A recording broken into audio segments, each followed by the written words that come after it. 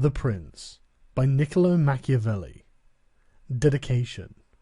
to the magnificent Lorenzo di Piero de' Medici. Those who strive to obtain the good graces of a prince are accustomed to come before him with such things as they hold most precious, or in which they see him take most delight, whence one often sees horses, arms, cloth of gold, precious stones, and similar ornaments presented to princes worthy of their greatness. Desiring, therefore, to present myself to your magnificence with some testimony of my devotion towards you, I have not found among my possessions anything which I hold more dear or value so much as the knowledge of the actions of great men, acquired by long experience in contemporary affairs and a continual study of antiquity, which, having reflected upon it with great and prolonged diligence, I now send, digested into a little volume, to your magnificence.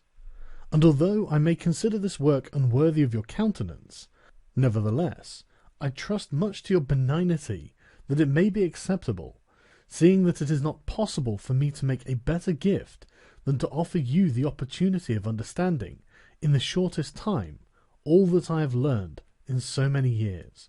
and with so many troubles and dangers, which work I have not embellished with swelling or magnificent words, nor stuffed with rounded periods, nor with any extrinsic allurements or adornments whatever, with which so many are accustomed to embellish their works. For I have wished either that no honour should be given of it, or else that the truth of the matter and the weightiness of the theme shall make it acceptable.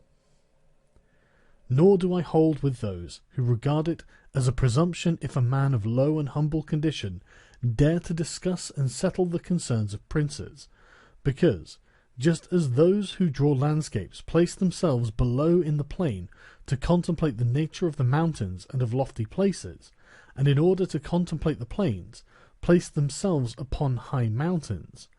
even so to understand the nature of the people it needs to be a prince, and to understand that of princes it needs to be of the people. Take then your magnificence, this little gift in the spirit in which I send it, wherein, if it be diligently read and considered by you,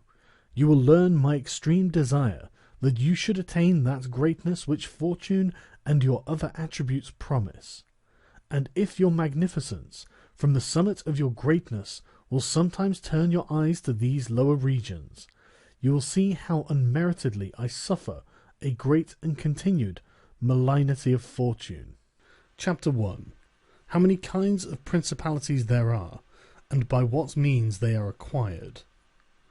All states, all powers, that have held and hold rule over men, have been and are either republics or principalities.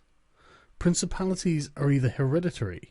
in which the family has been long established, or they are new. The new are either entirely new, as was Milan to Francesco Sforza, or they are, as it were, members annexed to the hereditary state of a prince who has acquired them, as was the kingdom of Naples to that of the King of Spain.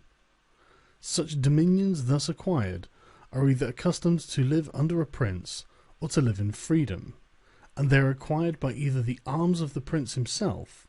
or of others, or else by fortune or by ability. Chapter 2. Concerning hereditary principalities. I will leave out all discussion on republics, inasmuch in another place I have written of them at length, and will address myself only to principalities. In doing so I will keep to the order indicated above, and discuss how such principalities are to be ruled and preserved. I say at once there are fewer difficulties in holding hereditary states, and those long accustomed to the family of their prince, than new ones,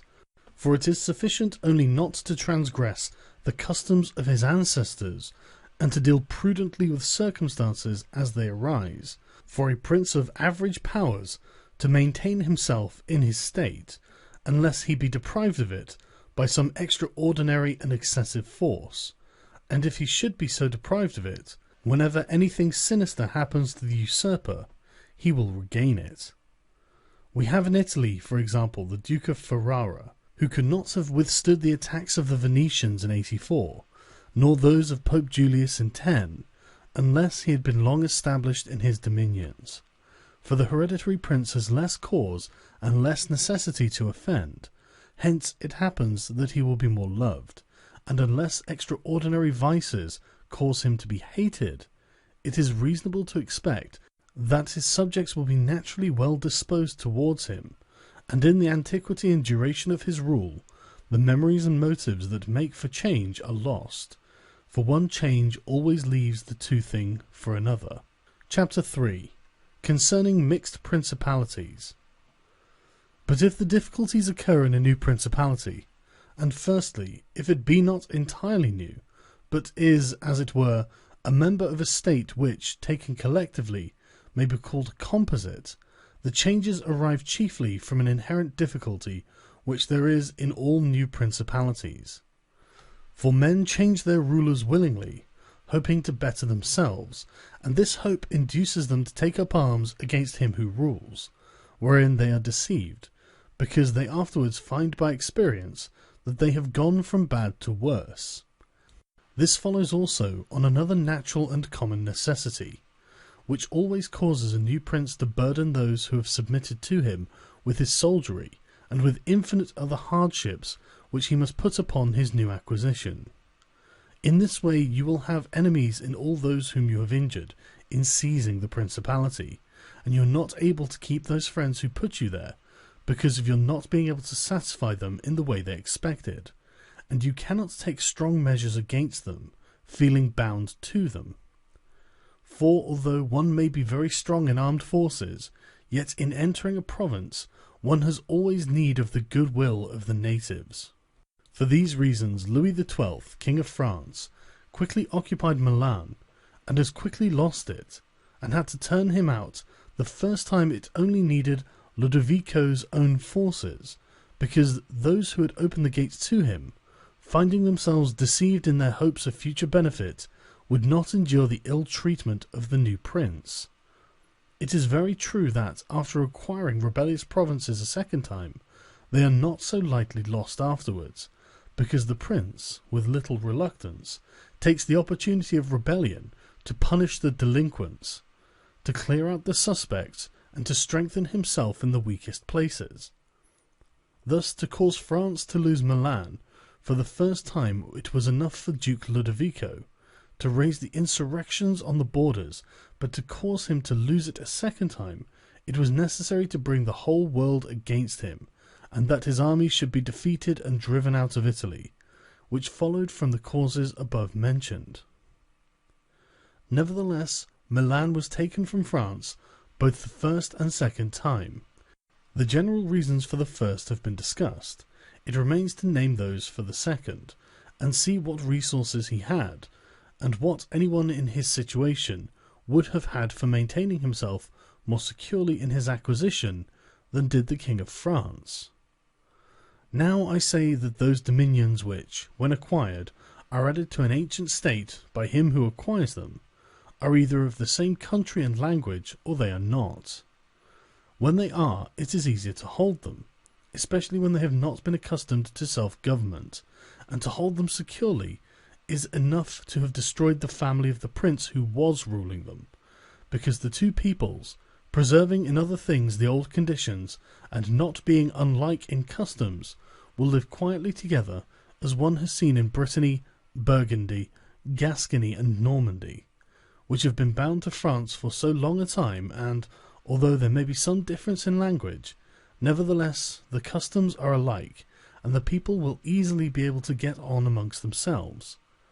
He who has annexed them, if he wishes to hold them, has only to bear in mind two considerations. The one, that the family of their former lord is extinguished; the other, that neither their laws nor their taxes are altered, so that in a very short time they will become entirely one body with the old principality. But when states are acquired in a country differing in language, customs, or laws, there are difficulties, and good fortune and great energy are needed to hold them, and one of the greatest and most real helps would be that he who has acquired them should go and reside there. This would make his position more secure and durable, as it has made that of the Turk in Greece, who, notwithstanding all other measures taken by him for holding that state, if he had not settled there, would not have been able to keep it.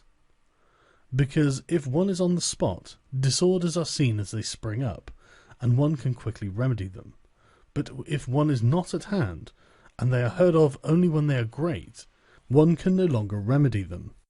Besides this, the country is not pillaged by your officials. The subjects are satisfied by prompt recourse to the prince. Thus, wishing to be good, they have more cause to love him, and wishing to be otherwise, to fear him. He who would attack that state from the outside must have the utmost caution. As long as the prince reside there, it can only be wrested from him with the greatest difficulty. The other and better course is to send colonies to one or two places, which may be as keys to that state, for it is necessary either to do this, or to else keep there a great number of cavalry and infantry. A prince does not spend much on colonies, for with little or no expense he can send them out and keep them there, and he offends a minority only of the citizens from whom he takes lands and houses to give them to the new inhabitants,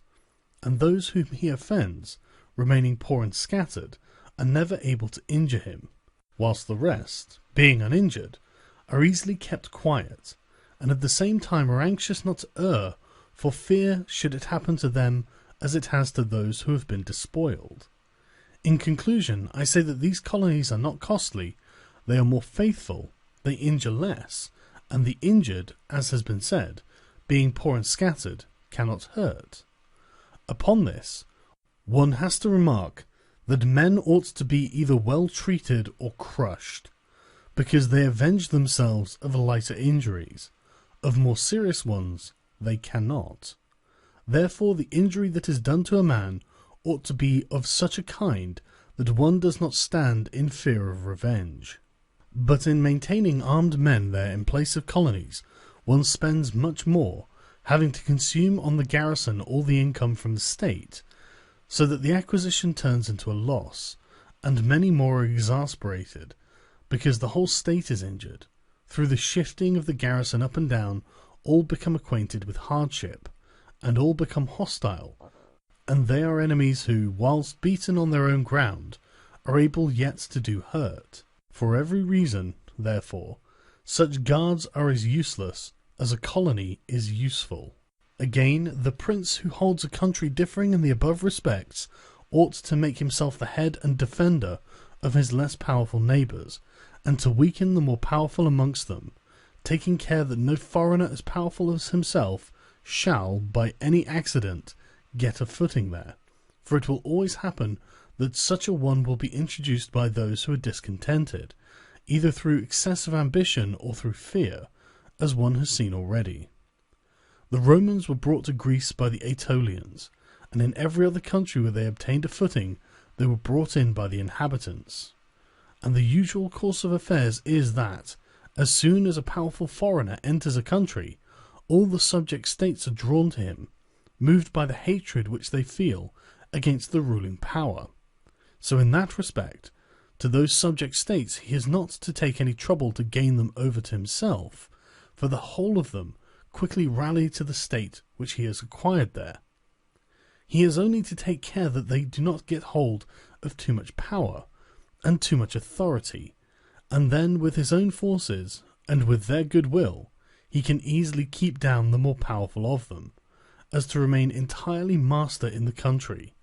and he who does not properly manage this business will soon lose what he has acquired, and whilst he does it, he will have endless difficulties and troubles. The Romans, in the countries which they annexed, observed closely these measures. They sent colonies and maintained friendly relations with the minor powers, without increasing their strength. They kept down the greater, and did not allow any strong foreign powers to gain authority. Greece appears to me sufficient for an example. The Achaeans and the Aetolians were kept friendly by them, but the kingdom of Macedonia was humbled. Antiochus was driven out, yet the merits of the Achaeans and the Aetolians never secured for them permission to increase their power, nor did the persuasions of Philip ever induce the Romans to be his friends without first humbling him, nor did the influence of Antiochus make them agree that he should retain any lordship over the country, because the Romans did in these instances what all prudent princes ought to do, who have to regard not only present troubles, but also future ones, for which they must prepare with every energy, because, when foreseen, it is easy to remedy them, but if you wait until they approach, the medicine is no longer in time, because the malady has become incurable. For it happens in this, as the physicians say, it happens in a hectic fever, that in the beginning of the malady it is easy to cure, but difficult to detect, but in the course of time, not having either been detected or treated in the beginning, it becomes easy to detect, but difficult to cure. This it happens in affairs of state, for when the evils that arise that have been foreseen, which it is only given to a wise man to see, they can be quickly redressed. But when, though not having been foreseen, they have been permitted to grow in a way that everyone can see them, there is no longer a remedy. Therefore the Romans, foreseeing troubles, dealt with them at once, and, even to avoid a war, would not let them come to a head, for they knew that war is not to be avoided, but it is only to be put off to the advantage of others. Moreover, they wished to fight with Philip and Antiochus in Greece, so not to have to do so in Italy. They could have avoided both, but this they did not wish, nor did that ever please them which is ever in the mouths of the wise ones of our time. Let us enjoy the benefits of the time, but rather the benefits of their own valour and prudence, for time drives everything before it, and is able to bring with it the good as well as the evil, and the evil as well as the good. But let us turn to France, and inquire whether she has done any of the things mentioned. I will speak of Louis XII, and not of Charles VIII, as the one whose conduct is the better to be observed, he having held possession of Italy for the longest period, and you will see that he has done the opposite to those things which ought to be done to retain a state composed of diverse elements. King Louis was brought into Italy by the ambitions of the Venetians, who desired to obtain half the state of Lombardy by his intervention. I will not blame the course taken by the king, because wishing to get a foothold in Italy, and having no friends there, seeing rather that every door was shut to him owing to the conduct of Charles, he was forced to accept those friendships which he could get, and he would have succeeded very quickly in his design, if in other matters he had not made some mistakes.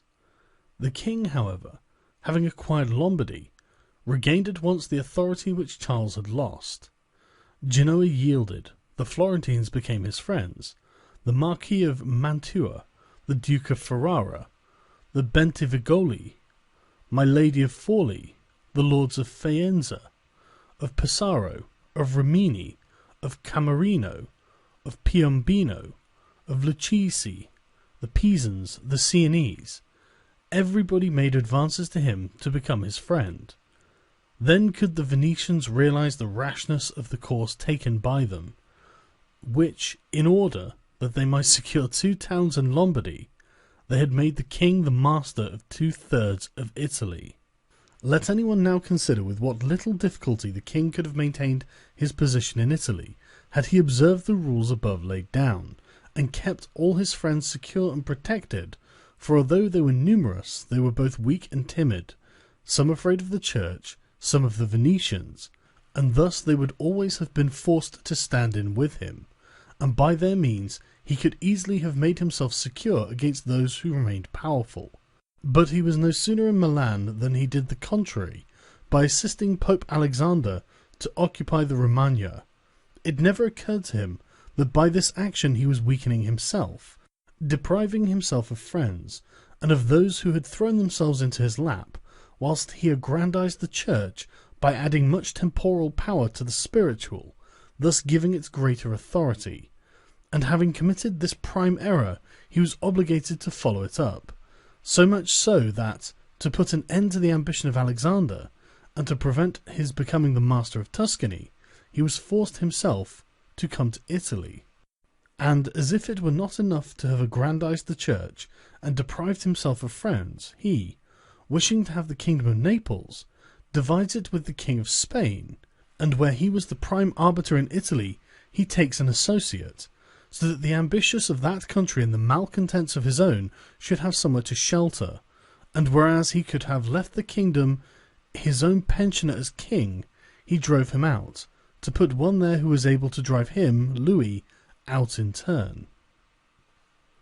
The wish to acquire is in truth very natural and common, and men always do so when they can, and for this they will be praised and not blamed. Yet when they cannot do so, yet wish to do so by any means, then there is folly and blame. Therefore, if France could have attacked Naples with her own forces, she ought to have done so.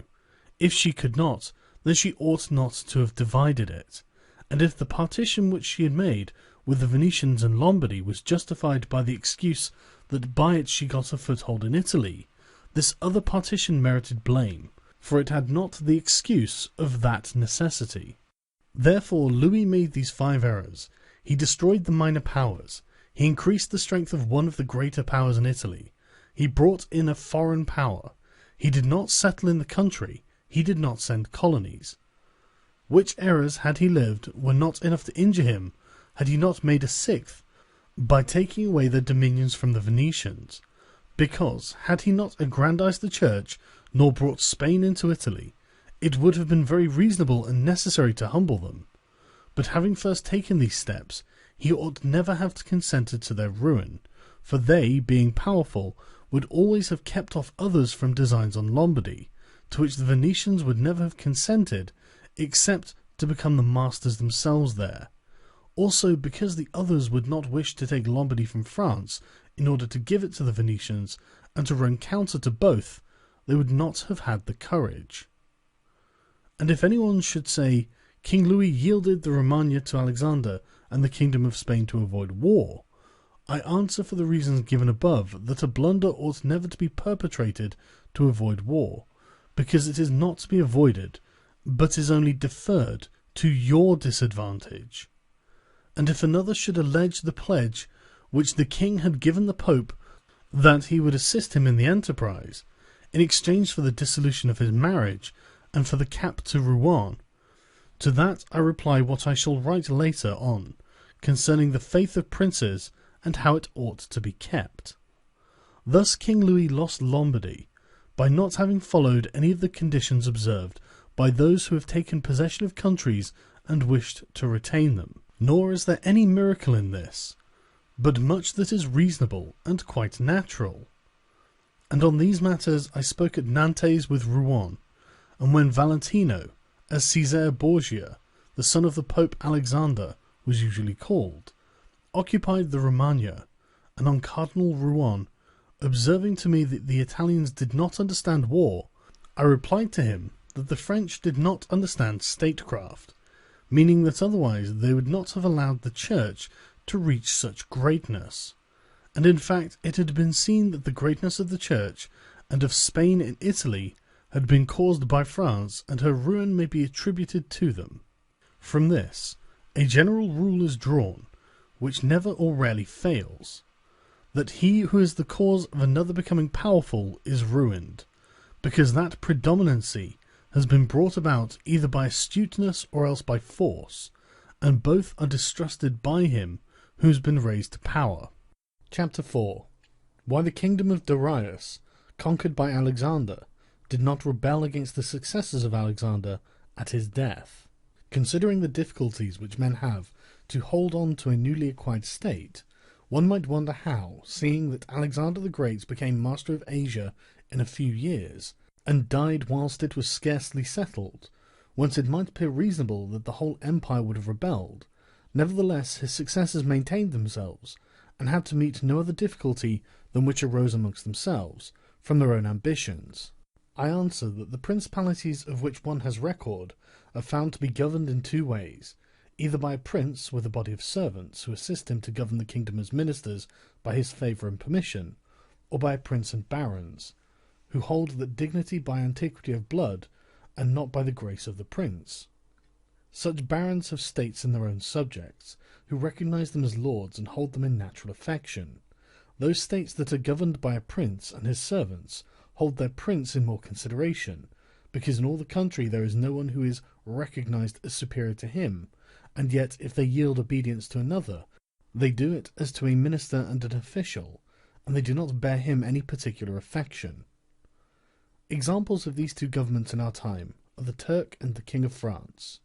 The entire monarchy of the Turk is governed by one lord, but the others are his servants, and dividing his kingdom into sanjaks, he sends there different administrators, and shifts and changes them as he chooses. But the King of France is placed in the midst of an ancient body of lords, acknowledged by their own subjects and beloved by them.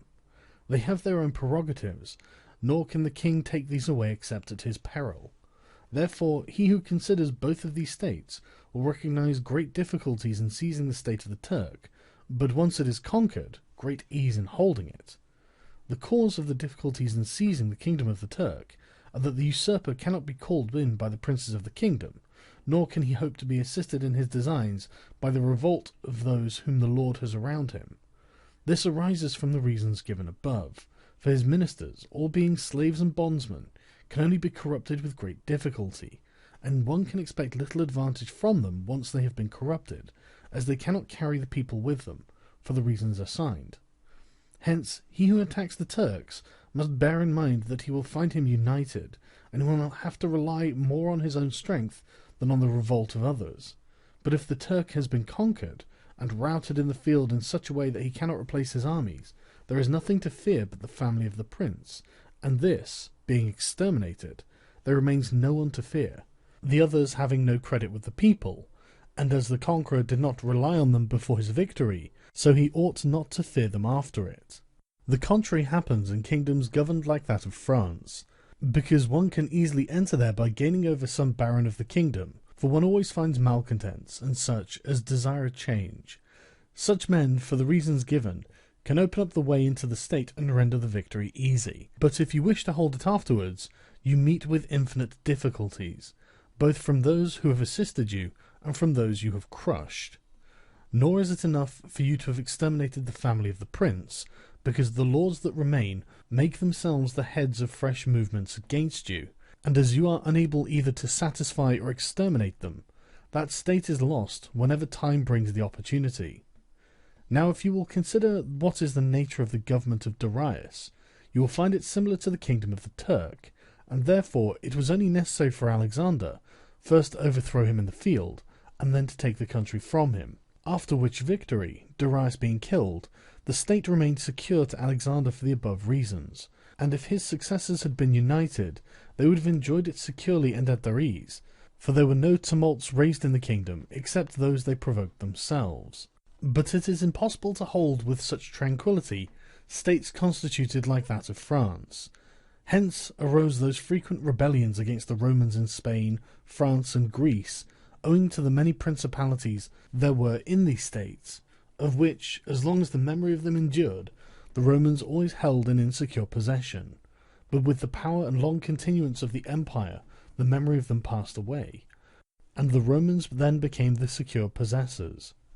And when fighting afterwards amongst themselves, each one was able to attach to himself his own parts of the country, according to the authority he had assumed there, and the family of the former lord being exterminated, none other than the Romans were acknowledged.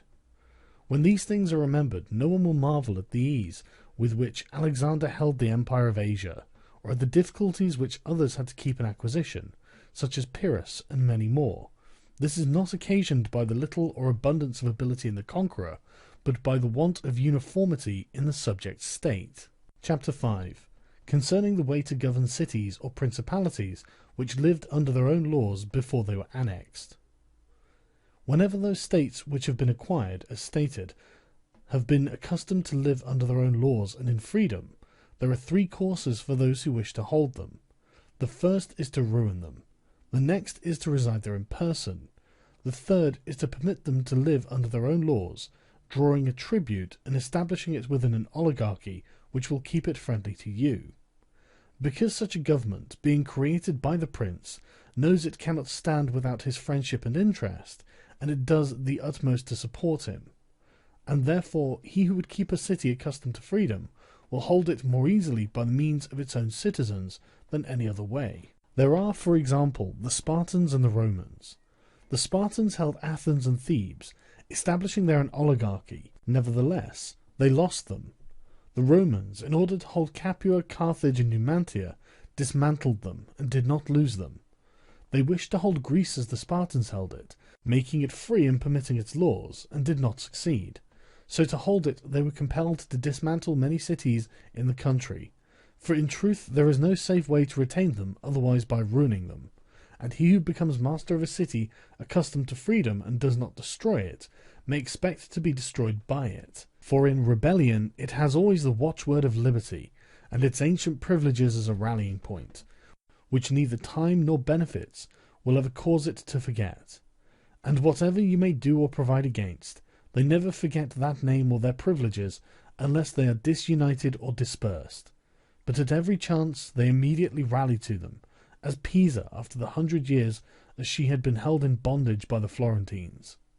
But when cities or countries are accustomed to live under a prince, and his family is exterminated, they, being on the one hand accustomed to obey, and on the other not having the old prince, cannot agree in making one from amongst themselves, and they do not know how to govern themselves. For this reason they are very slow to take up arms, and a prince can gain them to himself and secure them much more easily.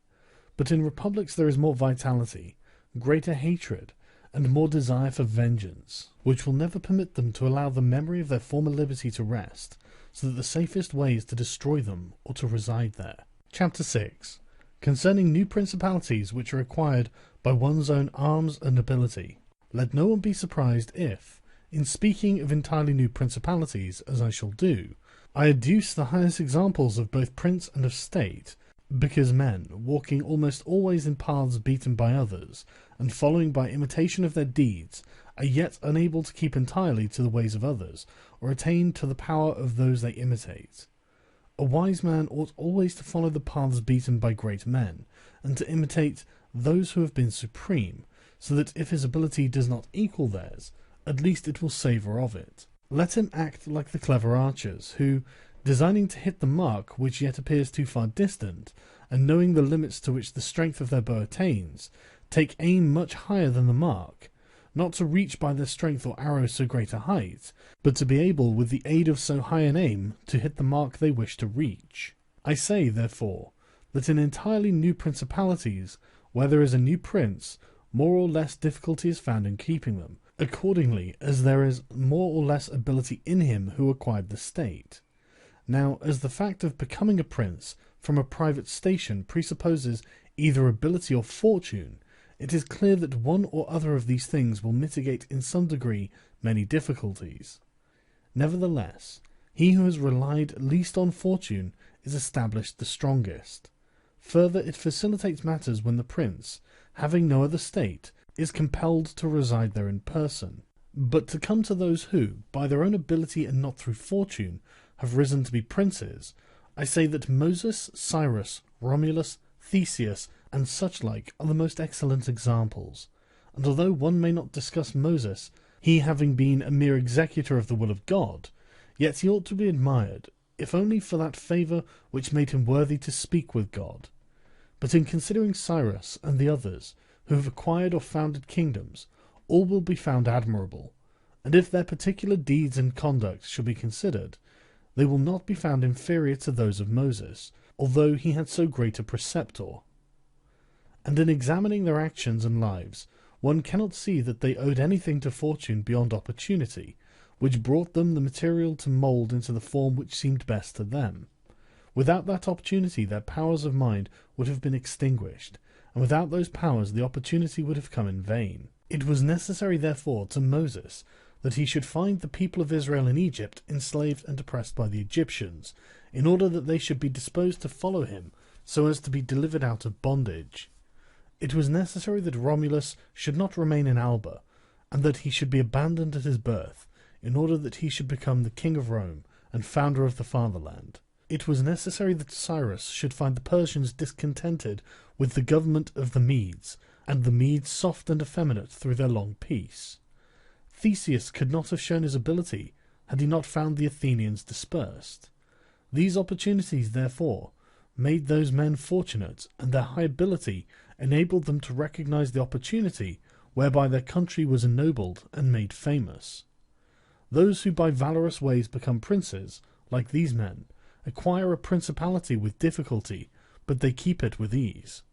These difficulties they have in acquiring it rise in part from the new rules and methods which they are forced to introduce to establish their government and its security. And it ought to be remembered that there is nothing more difficult to take in hand, more perilous to conduct, or more uncertain in its success than to take the lead in the introduction of a new order of things, because the innovator has for enemies all those who have done well under the old conditions, and lukewarm defenders in those who may do well under the new. This coolness arises partly from the fear of the opponents, who have the laws on their side, and partly from the incredulity of men, who do not readily believe in new things until they have long experience of them. Thus it happens that whenever those who are hostile have the opportunity to attack, they do it like partisans, whilst the others defend lukewarmly, in such wise that the prince is endangered along with them. It is necessary, therefore, if we desire to discuss the matter thoroughly, to inquire whether these innovators can rely on themselves or have to depend on others. That is to say, whether to consummate their enterprise, have they to use prayers or can they use force? In the first instance, they always succeed badly, and never compass anything. But when they can rely on themselves and use force, then they are rarely endangered. Hence it is that all armed prophets have conquered, and the unarmed ones have been destroyed. Besides the reasons mentioned, the nature of the people is variable, and whilst it is easy to persuade them, it is difficult to fix them in that persuasion. And thus it is necessary to take such measures that, when they believe no longer, it may be possible to make them believe by force. If Moses, Cyrus, Theseus, and Romulus had been unarmed, they could not have enforced their constitutions for so long, as happened in our time to Fra Girolamo Savonarola, who was ruined with his new order of things immediately the multitude believed in him no longer, and he had no means of keeping steadfast those who believed or of making the unbelievers to believe. Therefore, such as these have great difficulties in consummating their enterprise, for all their dangers are yet in the ascent, yet with ability they will overcome them. But when these are overcome, and those who envied them their success are exterminated, they will begin to be respected, and they will continue afterwards powerful, secure, honoured, and happy. To these great examples I wish to add a lesser one. It still bears some resemblance to them, and I wish it to suffice me for all of a like kind. It is Hiero the Syracusan. This man rose from a private station to be the Prince of Syracuse, nor did he, either, owe anything to fortune but to opportunity, for the Syracusans, being oppressed, chose him for their captain. Afterwards he was rewarded by being made their prince. He was of so great ability, even as a private citizen, that one who writes of him says he wanted nothing but a kingdom to be a king. This man abolished the old soldiery, organized the new, gave up old alliances and made new ones, and as he had his own soldiers and allies, on such foundations he was able to build any edifice. Thus, while he had endured much trouble in acquiring, he had but little in keeping. Chapter 7. Concerning new principalities which are acquired by either the arms of others or by good fortune. Those who solely by good fortune become princes from being private citizens have little trouble in rising, but much trouble in keeping atop. They have not any difficulties on the way up, because they fly, but they have many when they reach the summit. Such are those whom some state is either given for money or by the favour of him who bestows it, as happened to many in Greece, in the cities of Ionia and of the Hellespont, where the princes were made by Darius, in order that they might hold the cities both for his security and his glory, as also were those emperors who, by the corruption of the soldiers, from being citizens came to empire. Such stand simply elevated upon the goodwill and fortune of him who has elevated them, two most inconstant and unstable things. Neither have they the knowledge requisite for the position, because unless they are men of great worth and ability, it is not reasonable to expect that they should know how to command, having always lived in private condition. Besides, they cannot hold it, because they have not the forces which they can keep friendly and faithful. States that rise unexpectedly then, like all other things in nature, which are born and grow rapidly, cannot leave their foundations and correspondences fixed in such a way that the first storm will not overthrow them, unless, as is said, those who unexpectedly become princes are men of so much ability that they know they have to be prepared at once to hold that which fortune has thrown into their laps, and that those foundations which others have laid before they became princes, they must lay afterwards. Concerning these two methods of rising to be a prince by ability or fortune, I wish to adduce two examples within our own recollection, and these are Francesco Sforza and Cesare Borgia. Francesco, by proper means and with great ability, from being a private person, rose to be Duke of Milan, and that which he had acquired with 1,000 anxieties, he kept with little trouble. On the other hand, Cesare Borgia, called by the people the Duke Valentino, acquired his state during the ascendancy of his father, and on its decline he lost it, notwithstanding that he had taken every measure and done all that ought to be done by a wise and able man to fix firmly his roots in the states, which the arms and fortunes of others had bestowed upon him. Because, as is stated above, he who has not first laid his foundations may be able with great ability to lay them afterwards, but they will be laid with trouble to the architect and danger to the building. If, therefore, all the steps taken by the Duke be considered, it will be seen that he laid solid foundations for his future power, and I do not consider it superfluous to discuss them, because I do not know what better precepts to give a new prince than the example of his actions. And if his dispositions were of no avail, that was not his fault, but the extraordinary and extreme malignity of fortune. Alexander VI, in wishing to aggrandize the Duke, his son, had many immediate and prospective difficulties. First, he did not see his way to make him master of any state that was not a state of the Church, and if he was willing to rob the Church, he knew that the Duke of Milan and the Venetians would not consent, because Faenza and Rimini were already under the protection of the Venetians. Besides this, he saw the arms of Italy, especially those by which he might have been assisted, in hands that would fear the aggrandizement of the Pope, namely the Orsini and the Colonnesi, and their following. It behoved him, therefore, to upset this state of affairs and embroil their powers, so as to make himself securely master of part of their states. This was easy for him to do, because he found the Venetians, moved by other reasons, inclined to bring back the French into Italy. He would not only propose this, but he would render it more easy by dissolving the former marriage of King Louis. Therefore the king came into Italy with the assistance of the Venetians and the consent of Alexander.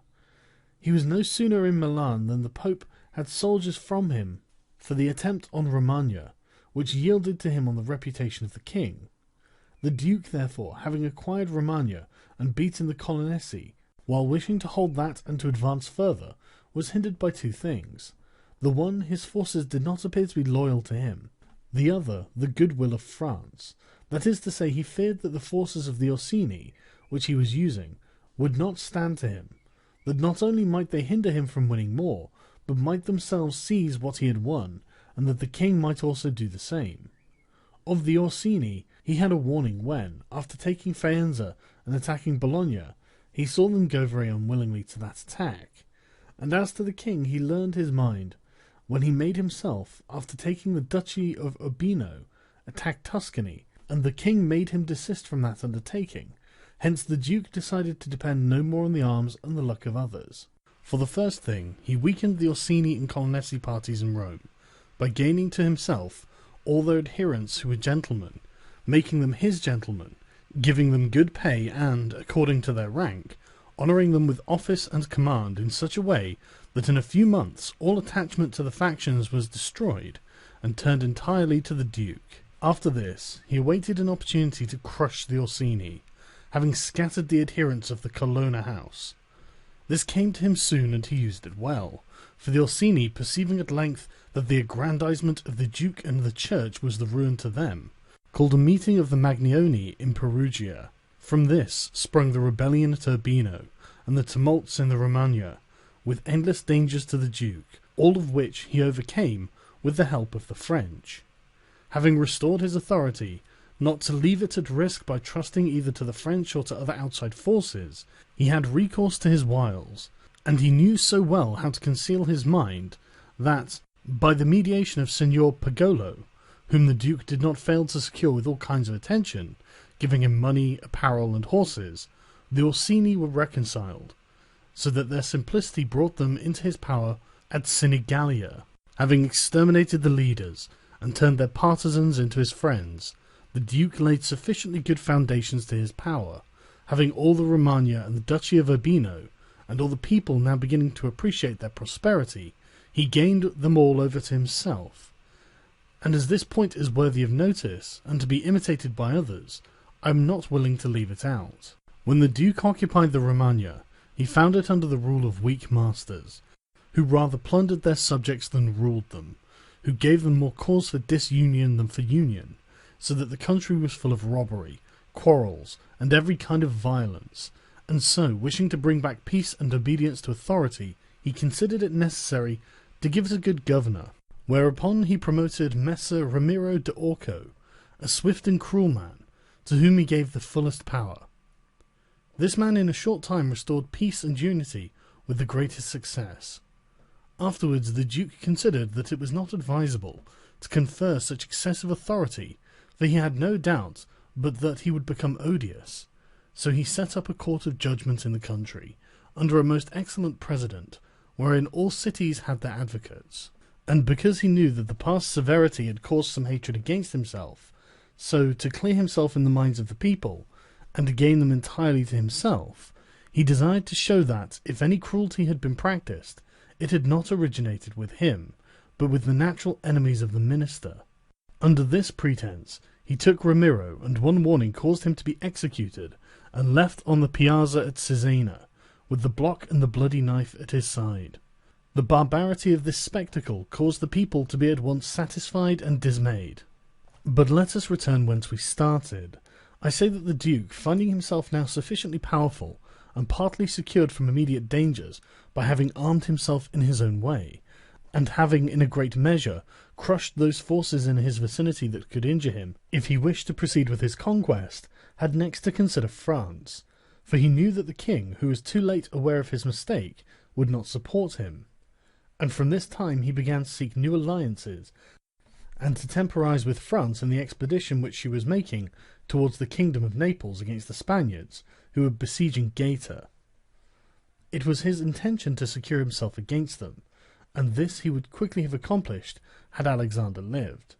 Such was his line of action as to present affairs, but as to the future he had to fear, in the first place, that a new successor to the church might not be friendly to him, and might seek to take from him that which Alexander had given him, so he decided to act in 4 ways. Firstly, by exterminating the families of those lords whom he had despoiled, as to take away that pretext from the Pope.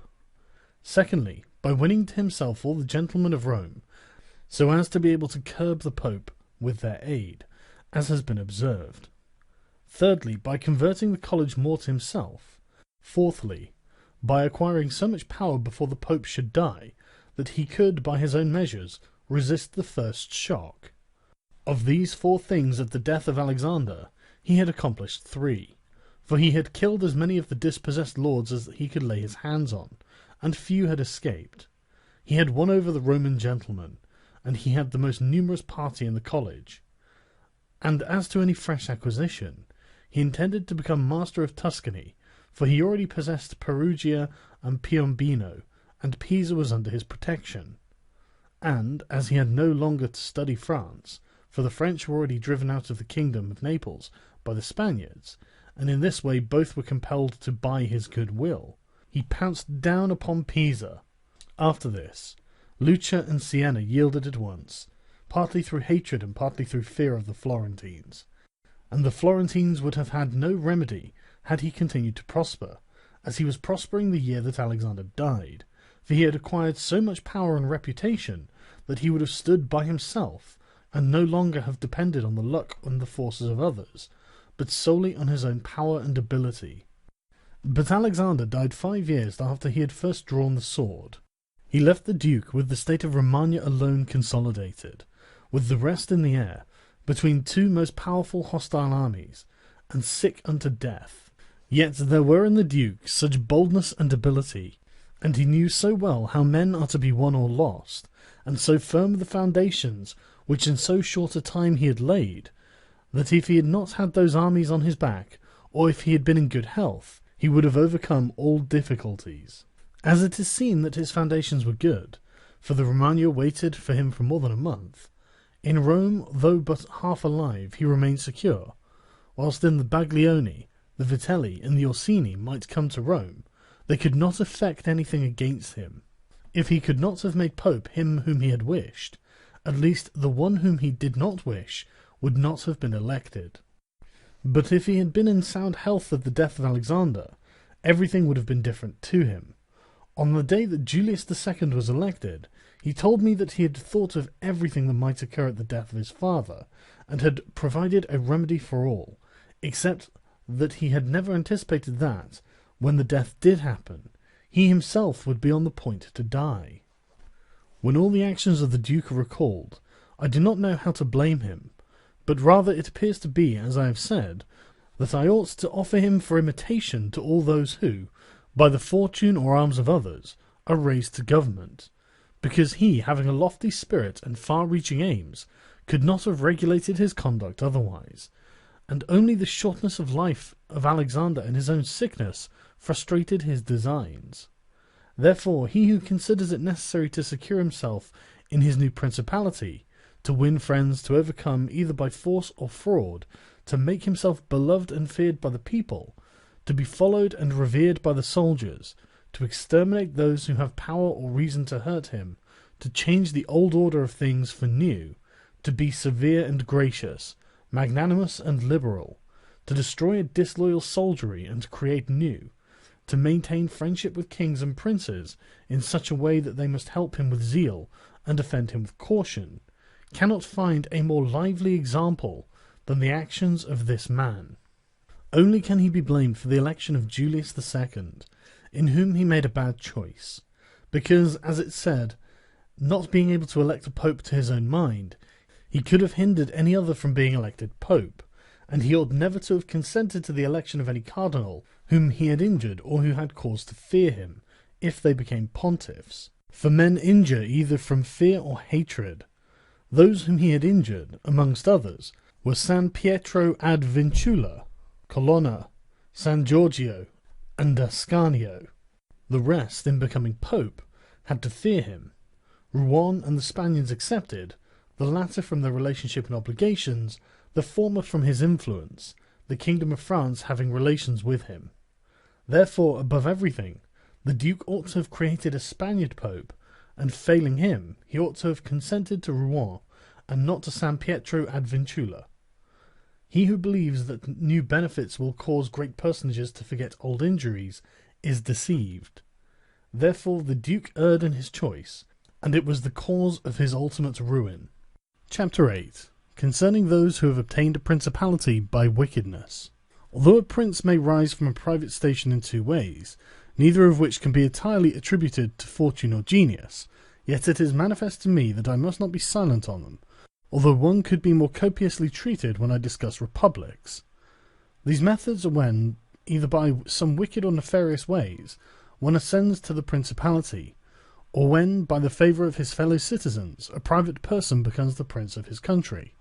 And speaking of the first method, it will be illustrated by two examples, one ancient, the other modern, and without entering further into the subject, I consider these two examples will suffice for those who may be compelled to follow them. Agathocles the Sicilian became king of Syracuse, not only from a private, but from a low and abject position. This man, the son of a potter, through all the changes in his fortunes, always led an infamous life. Nevertheless, he accompanied his infamies with so much ability of mind and body, that, having devoted himself to the military profession, he rose through its ranks to be praetor of Syracuse. Being established in that position, and having deliberately resolved himself to make himself prince and to seize by violence, without obligation to others, that which had been conceded to him by assent, he came to an understanding for this purpose with Hamilcar the Carthaginian, who with his army was fighting in Sicily. One morning he assembled the people and the Senate of Syracuse,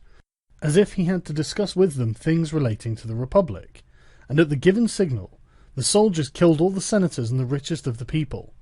These dead, he seized and held the princedom of that city without any civil commotion. And although he was twice routed by the Carthaginians, and ultimately besieged, yet not only was he able to defend his city, but leaving part of his men for its defence, with the others he attacked Africa, and in a short time raised the siege of Syracuse. The Carthaginians, reduced to extreme necessity, were compelled to come to terms with Agathocles, and leave Sicily to him, and had to be content with the possession of Africa.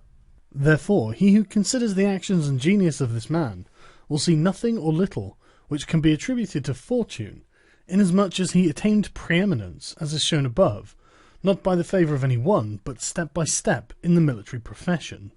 which steps were gained with 1,000 troubles and perils, and were afterwards boldly held by him with many hazardous dangers. Yet it cannot be called talent to slay fellow citizens, and to deceive friends, to be without faith, without mercy, without religion. Such methods may gain empire, but not glory.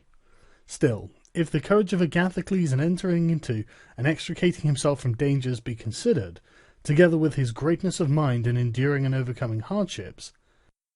it cannot be seen why he should be esteemed less than the most notable captain. Nevertheless, his barbarous cruelty and inhumanity, with infinite wickedness, do not permit him to be celebrated among the most excellent men. What he achieved cannot be attributed either to fortune or genius.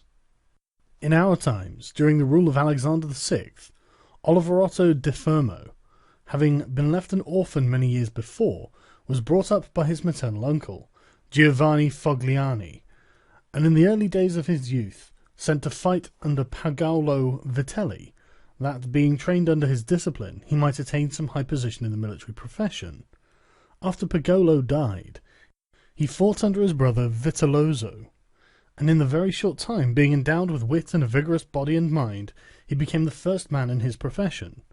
But it appearing a paltry thing to serve under others, he resolved, with the aid of some citizens of Fermo, to whom the slavery of their country was dearer than its liberty, and with the help of Vitelci, to seize Fermo. So he wrote to Giovanni Fogliani that, having been away from home for many years, he wished to visit him and his city, and in some measure to look upon his patrimony. And although he had not laboured to acquire anything except honour, yet, in order that the citizens should see that he had not spent his time in vain, he desired to come honourably, so would be accompanied by 100 horsemen, his friends and retainers, and he entreated Giovanni to arrange that he should be received honourably by the Fermians, all of which would be not only to his honour, but also to that of Giovanni himself, who had brought him up. Giovanni, therefore, did not fail in any attentions due his nephew, and he caused him to be honourably received by the Fermians, and he lodged him in his own house, where, having passed some days, and having arranged that was necessary for his wicked designs, Oliverotto gave a solemn banquet to which he invited Giovanni Fogliani and the chiefs of Fermo. When the viands and all the other entertainments that are usual in such banquets were finished, Oliverotto artfully began certain grave discourses, speaking of the greatness of Pope Alexander and his son Caesar, and of their enterprises. To which discourse Giovanni and the others answered. He rose at once, saying that such matters ought to be discussed in a more private place, and he betook himself to a chamber, whither Giovanni and the rest of the citizens went in after him. No sooner were they seated than soldiers issued from secret places and slaughtered Giovanni and the rest. After these murders, Oliverotto, mounted on horseback, rode up and down the town, and besieged the chief magistrate in the palace, so that in fear the people were forced to obey him, and to form a government, of which he made himself the prince. He killed all the malcontents who were able to injure him, and strengthened himself with new civil and military ordinances, in such a way that, in the year during which he held the principality, not only was he secure in the city of Fermo, but he had become formidable to all of his neighbours,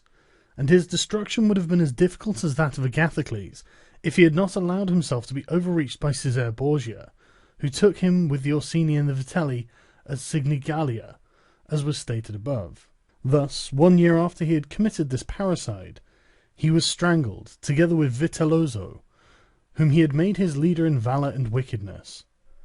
Some may wonder how it can happen that Agathocles, and his like, after infinite treacheries and cruelties, should live for long secure in his country, and defend himself from external enemies, and never be conspired against by his own citizens,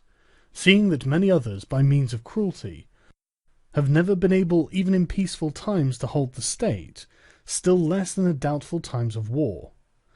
I believe that this follows from severities being badly or properly used. Those may be called properly used if of evil it is possible to speak well, that are applied at one blow and are necessary to one's security, and that are not persisted in afterwards unless they can be turned to the advantage of the subjects. The badly employed are those which, notwithstanding they may be few in the commencement, multiply with time rather than decrease. Those who practice the first system are able, by the aid of God or man, to mitigate in some degree their rule, as Agathocles did. It is impossible for those who follow the other to maintain themselves. Hence it is to be remarked that, in seizing a state, the usurper ought to examine closely into all those injuries which it is necessary for him to inflict, and to do them all at one stroke, so as not to have to repeat them daily, and thus by not unsettling men he will be able to reassure them, and win them to himself by benefits.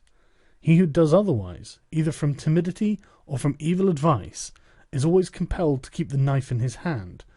Neither can he rely on his subjects, nor can they attach themselves to him, owing to their continued and repeated wrongs. For injuries ought to be done all at one time, so that, being tasted less, they offend less. Benefits ought to be given little by little, so that the flavour of them may last longer. And above all things, a prince ought to live amongst his people in such a way that no unexpected circumstances, whether for good or evil, shall make him change, because if the necessity for this comes in troubled times, you are too late for harsh measures, and mild ones will not help you, for they will be considered as forced from you, and no one will be under any obligation to you for them. Chapter 9. Concerning a civil principality. But coming to the other point, where a leading citizen becomes the prince of his country, not by wickedness or any intolerable violence, but by the favour of his fellow citizens, this may be called a civil principality, nor is it genius or fortune altogether necessary to attain it, but rather a happy shrewdness. I say then that a principality is obtained either by the favour of the people or by the favour of the nobles, because in all cities these two distinct parties are found, and from this it arises that the people do not wish to be ruled nor oppressed by the nobles, and the nobles wish to rule and oppress the people. And from these two opposite desires there arises in cities one of three results: either a principality, self-government, or anarchy. A principality is either created by the people or by the nobles, accordingly as one or the other of them has the opportunity.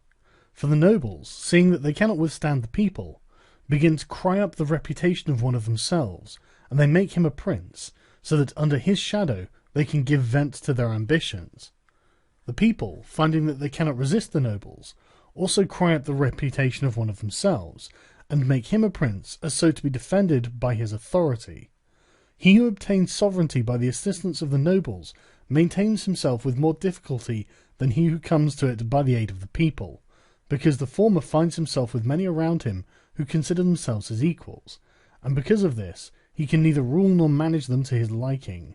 But he who reaches sovereignty by popular favour finds himself alone, and has none around him, or few, who are not prepared to obey him.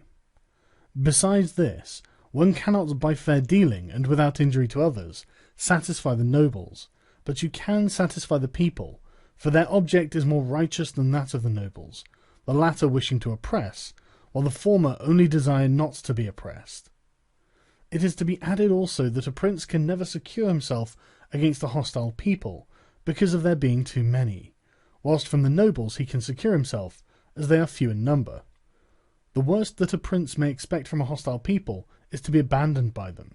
but from hostile nobles he has not only to fear abandonment, but also that they will rise against him, for they, being in these affairs more far-seeing and astute, always come forward in time to save themselves, and to obtain favours from him whom they expect to prevail. Further, the prince is compelled to live always with the same people, but he can do well without the same nobles, being able to make and unmake them daily, and to give or take away authority when it pleases him. Therefore, to make this point clearer, I say that the nobles ought to be looked at in mainly two ways. That is to say, they either shape their course in such a way as binds them entirely to your fortune, or they do not. Those who so bind themselves and are not rapacious ought to be honoured and loved. Those who do not bind themselves may be dealt with in two ways. They may fail to do this through pusillanimity and a natural want of courage, in which case you ought to make use of them, especially those who are of good counsel, and thus whilst in prosperity you honour them, in adversity you do not have to fear them. But when for their own ambitious ends they shun binding themselves, it is a token that they are giving more thought to themselves than you, and a prince ought to guard against such, and to fear them, as if they were open enemies, because in adversity they always help to ruin him. Therefore, one who becomes a prince through the favour of the people ought to keep them friendly, and this he can easily do, seeing they only ask not to be oppressed by him. But one who, in opposition to the people, becomes a prince by the favour of the nobles, ought, above everything, to seek to win over the people to himself, and this he may do easily, if he takes them under his protection. Because men, when they receive good from him of whom they were expecting evil, are bound more closely to their benefactor. Thus the people quickly become more devoted to him than if he had been raised to the principality by their favours, and the prince can win their affections in many ways. But as these vary according to the circumstances, one cannot give fixed rules, so I omit them. But, I repeat, it is necessary for a prince to have the people friendly, otherwise he has no security in adversity. Nabis, prince of the Spartans, sustained the attack of all Greece, and of a victorious Roman army, and against them he defended his country and his government, and for the overcoming of this peril it was only necessary for him to make himself secure against a few, but this would not have been sufficient had the people been hostile. And do not let anyone impugn this statement with the trite proverb that he who builds on the people builds on the mud, for this is true when a private citizen makes a foundation there, and persuades himself that the people will free him when he is oppressed by his enemies or by the magistrates, wherein he would find himself very often deceived, as happened to the Gracchi in Rome and to Messer Giorgio Scali in Florence. But granted a prince who has established himself as above, who can command and is a man of courage, undismayed in adversity, who does not fail in other qualifications, and who, by his resolution and energy, keeps the whole people encouraged, such a one will never find himself deceived in them, and it will be shown that he has laid his foundations well. These principalities are liable to danger when they are passing from civil to the absolute order of government, for such princes either rule personally or through magistrates. In the latter case their government is weaker and more insecure, because it rests entirely on the goodwill of those citizens who are raised to the magistracy, and who, especially in troubled times, can destroy the government with great ease, either by intrigue or open defiance, and the prince has not the chance amid tumults to exercise absolute authority, because the citizens and subjects, accustomed to receive orders from the magistrates, are not of a mind to obey him, amid these confusions, and there will always be in doubtful times a scarcity of men whom he can trust. For such a prince cannot rely upon what he observes in quiet times, when citizens have need of the state, because then everyone agrees with him, they all promise, and when death is far distant, they all wish to die for him. But in troubled times, when the state is in need of its citizens, then he finds but few. And so much more is the experiment dangerous, inasmuch as it can only be tried once. Therefore a wise prince ought to adopt such a course that his citizens will always, in every sort and kind of circumstance, have need of the state and of him, and then he will always find them faithful. Chapter 10. Concerning the way in which the strength of all principalities ought to be measured. It is necessary to consider another point in examining the character of these principalities, that is, whether a prince has such power that, in case of need, he can support himself with his own resources, or whether he has always need of the assistance of others. And to make this quite clear, I say that I consider those who are able to support themselves by their own resources who can, either by abundance of men or money, raise a sufficient army to join battle against anyone who comes to attack them. And I consider those always to have need of others who cannot show themselves against the enemy in the field, but are forced to defend themselves by sheltering behind walls.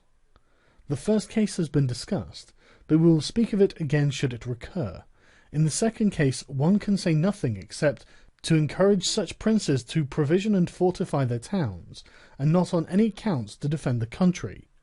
And whoever shall fortify his town well, and shall have managed the other concerns of his subjects in the way stated above, and to be often repeated, will never be attacked without great caution, for men are always adverse to enterprises where difficulties can be seen, and it will not be seen to be an easy thing to attack one who has his town well fortified and is not hated by his people. The cities of Germany are absolutely free, but they own but little country around them, and they yield obedience to the emperor when it suits them, nor do they fear this or any other power that they may have near them, because they are fortified in such a way that everyone thinks the taking of them by assault would be tedious and difficult, seeing that they have proper ditches and walls, they have sufficient artillery, and they always keep in public depots enough for 1 year's eating, drinking, and firing. And beyond this, to keep the people quiet and without loss to the state, they always have the means of giving work to the community in those labours that are the life and strength of the city, and on the pursuit of which the people are supported. They also hold military exercises in repute, and moreover have many ordinances to uphold them. Therefore a prince who has a strong city, and has not made himself odious, will not be attacked, or if anyone should attack, he will only be driven off with disgrace. Again, because the affairs of this world are so changeable, it is almost impossible to keep an army a whole year in the field without being interfered with, and whoever should reply, if the people have property outside the city and see it burnt, they will not remain patient, and the long siege and self-interest will make them forget their prince. To this I answer that a powerful and courageous prince will overcome all such difficulties by giving at one time hope to his subjects that the evil will not be for long, at another time fear of the cruelty of the enemy, then preserving himself adroitly from those subjects who seem to him to be too bold. Further, the enemy would naturally, on his arrival, at once burn and ruin the country at the time when the spirits of the people are still hot and ready for the defence, and therefore so much the less ought the prince to hesitate, because after a time, when spirits have cooled and the damage is already done, the ills are incurred, and there is no longer any remedy, and therefore they are so much more the ready to unite with the prince, he appearing to be under obligations to them now that their houses have been burnt and their possessions ruined in his defence. For it is the nature of men to be bound by the benefits they confer as much by those as they receive. Therefore, if everything is well considered, it will not be difficult for a wise prince to keep the minds of his citizens steadfast from first to last, when he does not fail to support and defend them. Chapter 11. Concerning ecclesiastical principalities. It only remains now to speak of ecclesiastical principalities, touching which all difficulties are prior to getting possession, because they are acquired either by capacity or good fortune, and they can be held without either, for they are sustained by the ancient ordinances of religion, which are so all-powerful, and of such a character that the principalities may be held no matter how their princes behave and live. These princes alone have states and do not defend them. They have subjects and do not rule them, and the states, though unguarded, are not taken from them, and the subjects, although not ruled, do not care, and they have neither the desire nor the ability to alienate themselves. Such principalities only are secure and happy, but being upheld by powers to which the human mind cannot reach, I shall speak no more of them, because, being exalted and maintained by God, it would be the act of a presumptuous and rash man to discuss them. Nevertheless, if anyone should ask of me how it comes that the Church has attained such greatness in temporal power, seeing that from Alexander backwards the Italian potentates, not only those who have been called potentates, but every baron and lord, though the smallest, have valued their temporal power very slightly, yet now a king of France trembles before it, and it has been able to drive him from Italy, and to the ruin of the Venetians. Although this may be very manifest, it does not appear to me superfluous to recall it in some measure to memory. Before Charles, King of France, passed into Italy, this country was under the dominion of the Pope, the Venetians, the King of Naples, the Duke of Milan, and the Florentines. These potentates had two principal anxieties: the one that no foreigner should enter Italy under arms, the other that none of themselves should seize more territory. Those about whom there was most anxiety were the Pope and the Venetians. To restrain the Venetians, the union of all the others was necessary, as it was for the defence of Ferrara, and to keep down the Pope they made use of the barons of Rome, who, being divided into two factions, the Orsini and the Colonnesi, had always a pretext for disorder, and, standing with arms in their hands under the eyes of the pontiff, kept the pontificate weak and powerless. And although there might arise sometimes a courageous pope, such as Sixtus, yet neither fortune nor wisdom could rid him of these annoyances, and the short life of a pope is also a cause for weakness, for in the 10 years, which is the average life of a pope, he can with difficulty lower one of the factions, and if, so to speak, one people should almost destroy the Colonnesi, another would rise hostile to the Orsini, who would support their opponents, and yet would not have time to ruin the Orsini. This was the reason why the temporal powers of the Pope were little esteemed in Italy. Alexander VI rose afterwards, who, of all the pontiffs that have ever been, showed how a pope with both money and arms was able to prevail, and though the instrumentality of the Duke Valentino, and by the reason of the entry of the French, he brought about all those things which I have discussed above in the actions of the Duke. And although his intention was not to aggrandize the Church, but the Duke, nevertheless he did contribute to the greatness of the Church, which, after his death and the ruin of the Duke, became the heir to all his labours. Pope Julius came afterwards and found the Church strong, possessing all the Romagna, the barons of Rome reduced to impotence, and through the chastisements of Alexander, the factions wiped out. He also found the way open to accumulate money in a manner such as never been practised before Alexander's time. Such things Julius not only followed, but improved upon, and he intended to gain Bologna, to ruin the Venetians, and to drive the French out of Italy. All of these enterprises prospered with him, so much more to his credit, inasmuch as he did everything to strengthen the Church, and not any private person. He also kept the Orsini and the Colonnesi factions within the bounds in which he found them, and although there was among them some mind to make disturbance, nevertheless he held two things firm: the one, the greatness of the Church, with which he terrified them, and the other, not allowing them to have their own cardinals, who caused the disorders among them. For whenever these factions have their cardinals, they do not remain quiet for long, because cardinals foster the factions in Rome and out of it, and the barons are compelled to support them, and thus from the ambitions of prelates arise disorders and tumults among the barons. For these reasons His Holiness Pope Leo found the pontificate most powerful, and it is to be hoped that, if others made it great in arms, he will make it still greater and more venerated by his goodness and infinite other virtues. Chapter 12. How many kinds of soldiery there are, and concerning mercenaries. Having discoursed particularly on the characteristics of such principalities as in the beginning I proposed to discuss, and having considered in some degree the causes of their being good or bad,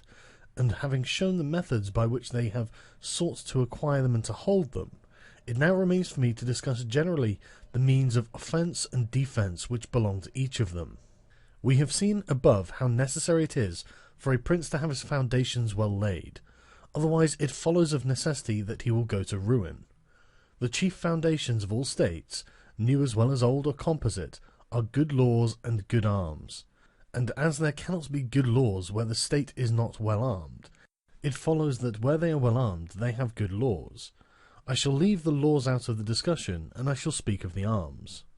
I say, therefore, that the arms with which a prince defends his state are either his own, or they are mercenaries, auxiliaries, or mixed. Mercenaries and auxiliaries are useless and dangerous, and if one holds his state based on these arms, he will stand neither firm nor safe, for they are disunited, ambitious, and without discipline, unfaithful, valiant before friends, cowardly before enemies. They have neither the fear of God nor fidelity to men, and destruction is deferred only so long as the attack is. For in peace one is robbed by them, and in war by the enemy. The fact is, They have no other attraction or reason for keeping the field than a trifle of a stipend, which is not sufficient to make them willing to die for you. They are ready enough to be your soldiers, whilst you do not make war, but if war comes, they take themselves off or run from the foe,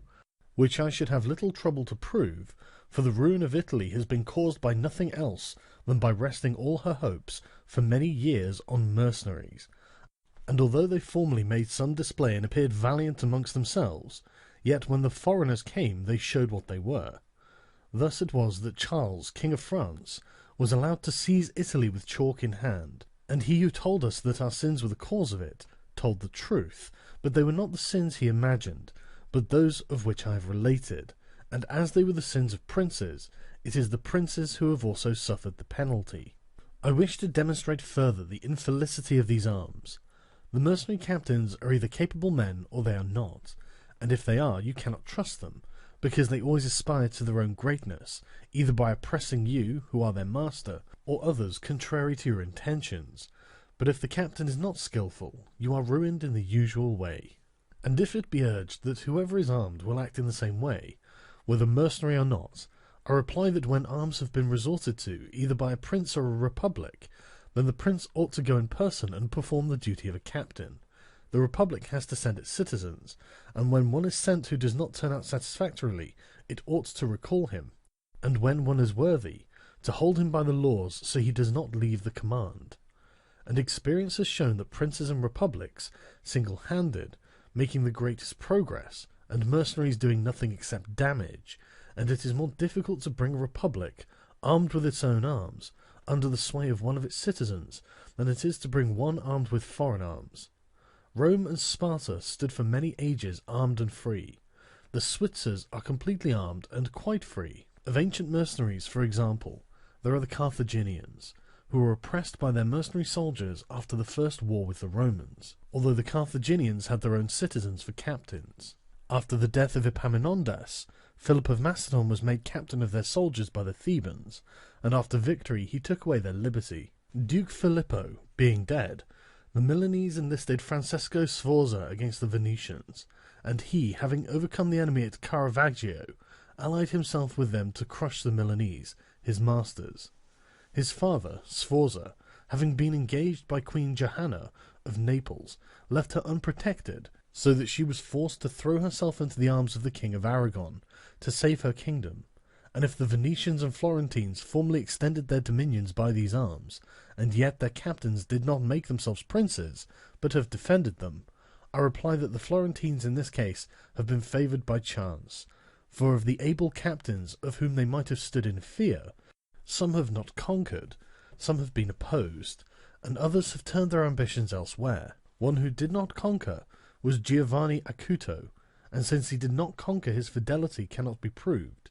But everyone will acknowledge that, had he conquered, the Florentines would have stood at his discretion. Sforza had the Bracceschi always against him, so they watched each other. Francesco turned his ambition to Lombardy, Braccio against the Church and the Kingdom of Naples. But let us come to that which happened a short while ago. The Florentines appointed as their captain Pagolo Vitelli, a most prudent man, from whom a private position had risen to the greatest renown. If this man had taken Pisa, nobody can deny that it would have been proper for the Florentines to keep in with him, for if he became the soldier of their enemies, they had no means of resisting, and if they held to him, they must obey him.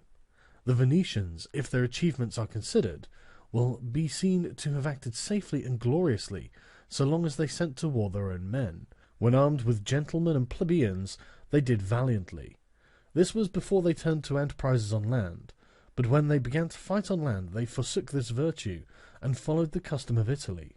And in the beginning of their expansion on land, though not having much territory, and because of their great reputation, they had not much to fear from their captains. But when they expanded, as under Carmignuola, they had a taste of this mistake, for having found him a most valiant man, they beat the Duke of Milan under his leadership, and, on the other hand, knowing how lukewarm he was in the war, they feared they would no longer conquer under him, and for this reason they were not willing, nor were they able, to let him go, and so, not to lose again that which they had acquired, they compelled, in order to secure themselves, to murder him. They had afterwards for their captains Bartolomeo di Bergamo, Roberto da San Severino, the Count of Pitigliano, and the like, under whom they had to dread loss and not gain, as happened afterwards at Viella, where in one battle they lost that which in 800 years they had acquired with so much trouble, because from such arms conquests come but slowly, long delayed and inconsiderable, but the losses sudden and portentous. And as with these examples I have reached Italy, which has been ruled for many years by mercenaries, I wish to discuss them more seriously, in order that, having seen their rise and progress, one may be better prepared to counteract them. You must understand that the empire has recently come to be repudiated in Italy, that the Pope has acquired more temporal power, and that Italy has been divided up into more states, for the reason that many of the great cities took up arms against their nobles, who, formerly favoured by the emperor, were oppressing them, whilst the church was favouring them so as to gain authority and temporal power. In many others, their citizens became princes. From this it came to pass that Italy fell partly into the hands of the church and of republics, and the church consisting of priests and the republic of citizens unaccustomed to arms, both commenced to enlist foreigners. The first who gave renown to this soldiery was Alberigo de Conio, the Romagnan. From the school of this man sprang, among others, Braccio and Sforza, who in their time were the arbiters of Italy. After these came all the other captains who till now have directed the arms of Italy, and the end of all their valour has been that she has been overrun by Charles, robbed by Louis, ravaged by Ferdinand, and insulted by the Switzers. The principle that has guided them has been, first, to lower the credit of infantry so that they might increase their own. They did this because, subsisting on their pay and without territory, they were unable to support many soldiers, and a few infantry did not give them any authority, so they were led to employ cavalry, with a moderate force of which were maintained and honoured.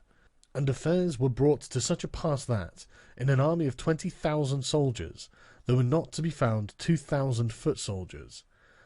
They had, besides this, used every art to lessen fatigue and danger to themselves and their soldiers, not killing in the fray but taking prisoners, and liberating without ransom. They did not attack towns at night, nor did the garrisons of the towns attack encampments at night. They did not surround the camp either with stockade or ditch, nor did they campaign in the winter. All of these things were permitted by their military rules, and devised by them to avoid, as I have said, both fatigue and dangers. Thus they have brought Italy to slavery and contempt. Chapter 13. Concerning auxiliaries, mixed soldiery, and one's own. Auxiliaries, which are the other useless arm, are employed when a prince is called in with his forces to aid and defend, as was done by Pope Julius in the most recent times. For he, having in the enterprise against Ferrara had poor proof of his mercenaries, turned to auxiliaries, and stipulated with Ferdinand, King of Spain, for his assistance with men and arms. These arms may be useful and good in themselves, but for him who calls them in, they are always disadvantageous, for losing one is undone, and winning one is their captive. And although ancient histories may be full of examples, I do not wish to leave this recent one of Pope Julius II, the peril of which cannot fail to be perceived, for he, wishing to get Ferrara, threw himself entirely into the hands of the foreigner, but his good fortune brought about a third event, so that he did not reap the fruit of his rash choice, because having his auxiliaries routed at Ravenna, and the Switzers having risen and driven out the conquerors, against all exception, both his and others, it so came to pass that he did not become prisoner to his enemies, they having fled, nor to his auxiliaries, he having conquered by others' arms than theirs. The Florentines, being entirely without arms, sent 10,000 Frenchmen to take Pisa, whereby they ran more danger than at any other time of their troubles. The Emperor of Constantinople, to oppose his neighbours, sent 10,000 Turks into Greece, who, on the war being finished, were not willing to quit. This was the beginning of the servitude of Greece to the infidels. Therefore, let him who has no desire to conquer make use of these arms, for they are much more hazardous than mercenaries, because with them the ruin is already made. They are all united, all yield obedience to others, but with mercenaries, when they have conquered, more time and better opportunities are needed to injure you. They are not all of one community, they are found and paid by you, and a third party, which you have made their head, is not able all at once to assume enough authority to injure you. In conclusion, in mercenaries dastardly is most dangerous, in auxiliaries valour. The wise prince, therefore, has always avoided these arms, and turned to his own, and has been willing rather to lose with them than to conquer with the others, not deeming that a real victory, which is gained with the arms of others. I shall never hesitate to cite Cesare Borgia and his actions. This duke entered the Romagna with auxiliaries, taking there only French soldiers, and with them he captured Imola and Forli. But afterwards, such forces not appearing to him reliable, he turned to mercenaries, discerning the less danger in them, and enlisted the Orsini and the Vitelli, whom presently, on handling and finding them doubtful, unfaithful, and dangerous, he destroyed and turned to his own men. And the difference between one and the other of these forces can easily be seen when one considers the difference there was in the reputation of the Duke, when he had the French, when he had the Orsini and the Vitelli, and when he relied on his own soldiers, on whose fidelity he could always count, and found it ever increasing. He was never esteemed more highly than when everyone saw that he was the complete master of his own forces. I was not intending to go beyond Italian and recent examples, but I am unwilling to leave out Hiero, the Syracusan, he being one of those I have named above. This man, as I have said, made head of the army by the Syracusans, soon found out that a mercenary soldiery, constituted like our Italian condottieri, was of no use, and it appearing to him that he could neither keep them nor let them go, he had them all cut to pieces, and afterwards made war with his own forces, and not with aliens. I wish also to recall to memory an instance from the Old Testament applicable to this subject. David offered himself to Saul to fight with Goliath, the Philistine champion, and, to give him courage, Saul armed him with his own weapons, which David rejected as soon as he had them on his back, saying that he could make no use of them, and that he wished to meet the enemy with his sling and knife. In conclusion, the arms of soldiers either fall from your back, or they weigh you down, or they bind you fast. Charles VII, father of King Louis XI, having by good fortune and valour liberated France from the English, recognized the necessity of being armed with forces of his own, and he established in his kingdom ordinances concerning men-at-arms and infantry.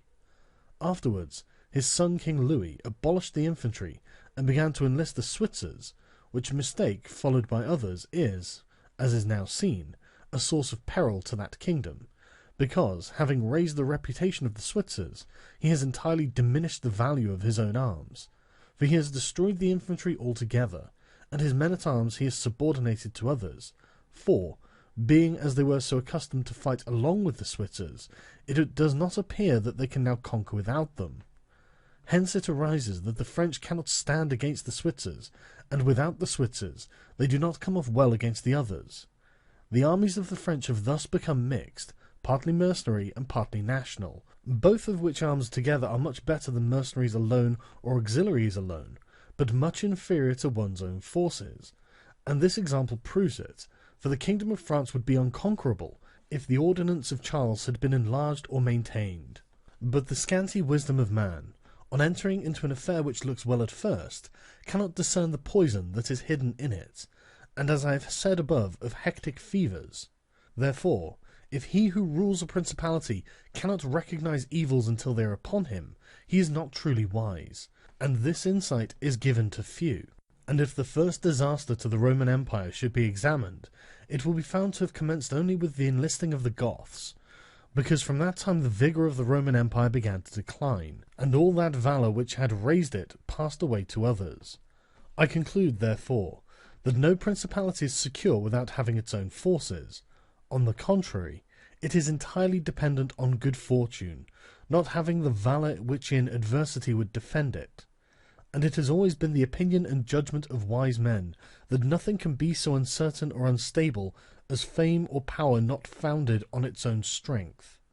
And one's own forces are those which are composed of either subjects, citizens, or dependents. All others are mercenaries or auxiliaries. And the way to make ready one's own forces will be easily found if the rules suggested by me shall be reflected upon, and if one will consider how Philip, father of Alexander the Great, and many republics and princes have armed and organized themselves, to which rules I entirely commit myself. Chapter 14. That which concerns a prince on the subject of the art of war. A prince ought to have no other aim or thought, nor select anything else for his study, than war, and its rules and discipline, for this is the sole art that belongs to him who rules, and it is of such force that it not only upholds those who are born princes, but it often enables men to rise from a private station to that rank. And on the contrary, it is seen that when princes have thought more of ease than of arms, they have lost their states. And the first cause of your losing it is to neglect this art, and what enables you to acquire a state is to be master of the art. Francesco Sforza, though being marshal, from a private person became Duke of Milan, and the sons, through avoiding the hardship and troubles of arms, from dukes became private persons. For among other evils which being unarmed brings you, it causes you to be despised, and this is one of those ignominities against you which a prince ought to guard himself, as is shown later on, because there is nothing proportionate between the armed and the unarmed, and it is not reasonable that he who is armed should yield obedience willingly to him who is unarmed, nor that the unarmed man should be secure among armed servants, because there being in one disdain and another suspicion, it is not possible for them to work well together. Therefore a prince who does not understand the art of war, over and above the other misfortunes already mentioned, cannot be respected by his soldiers, nor can he rely on them.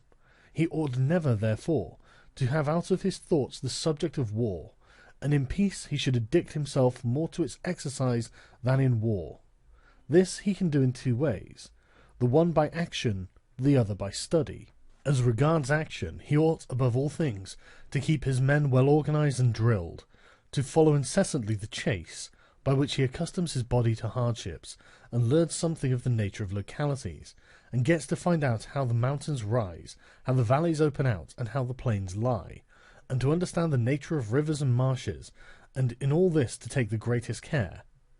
Which knowledge is useful in two ways. Firstly, he learns to know his country, and is better able to undertake its defence. Afterwards, by means of the knowledge and observation of that locality, he understands with ease any other which it may be necessary for him to study hereafter, because the hills and valleys and plains and rivers and marshes that are, for instance, in Tuscany, have a certain resemblance to those of other countries, so that with a knowledge of the aspect of one country one can easily arrive at a knowledge of others.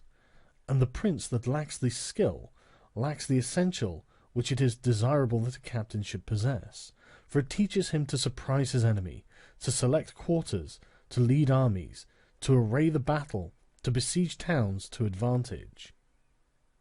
Philopoemen, prince of the Achaeans, among other praises which writers have bestowed upon him, is commended because in time of peace he never had anything on his mind but the rules of war, and when he was in the country with his friends, he often stopped and reasoned with them. If the enemy should be upon that hill, and we should find ourselves here with our army, with whom would be the advantage? How should one best advance to meet him, keeping the ranks? If we should wish to retreat, how ought we to pursue? And he would set forth to them, as he went, all the chances that could befall an army. He would listen to their opinion and state his, confirming it with reasons, so that by these continual discussions there could never arise in time of war any unexpected circumstances that he could not deal with. But to exercise the intellect the prince should read histories, and study there the actions of illustrious men, to see how they have borne themselves in war,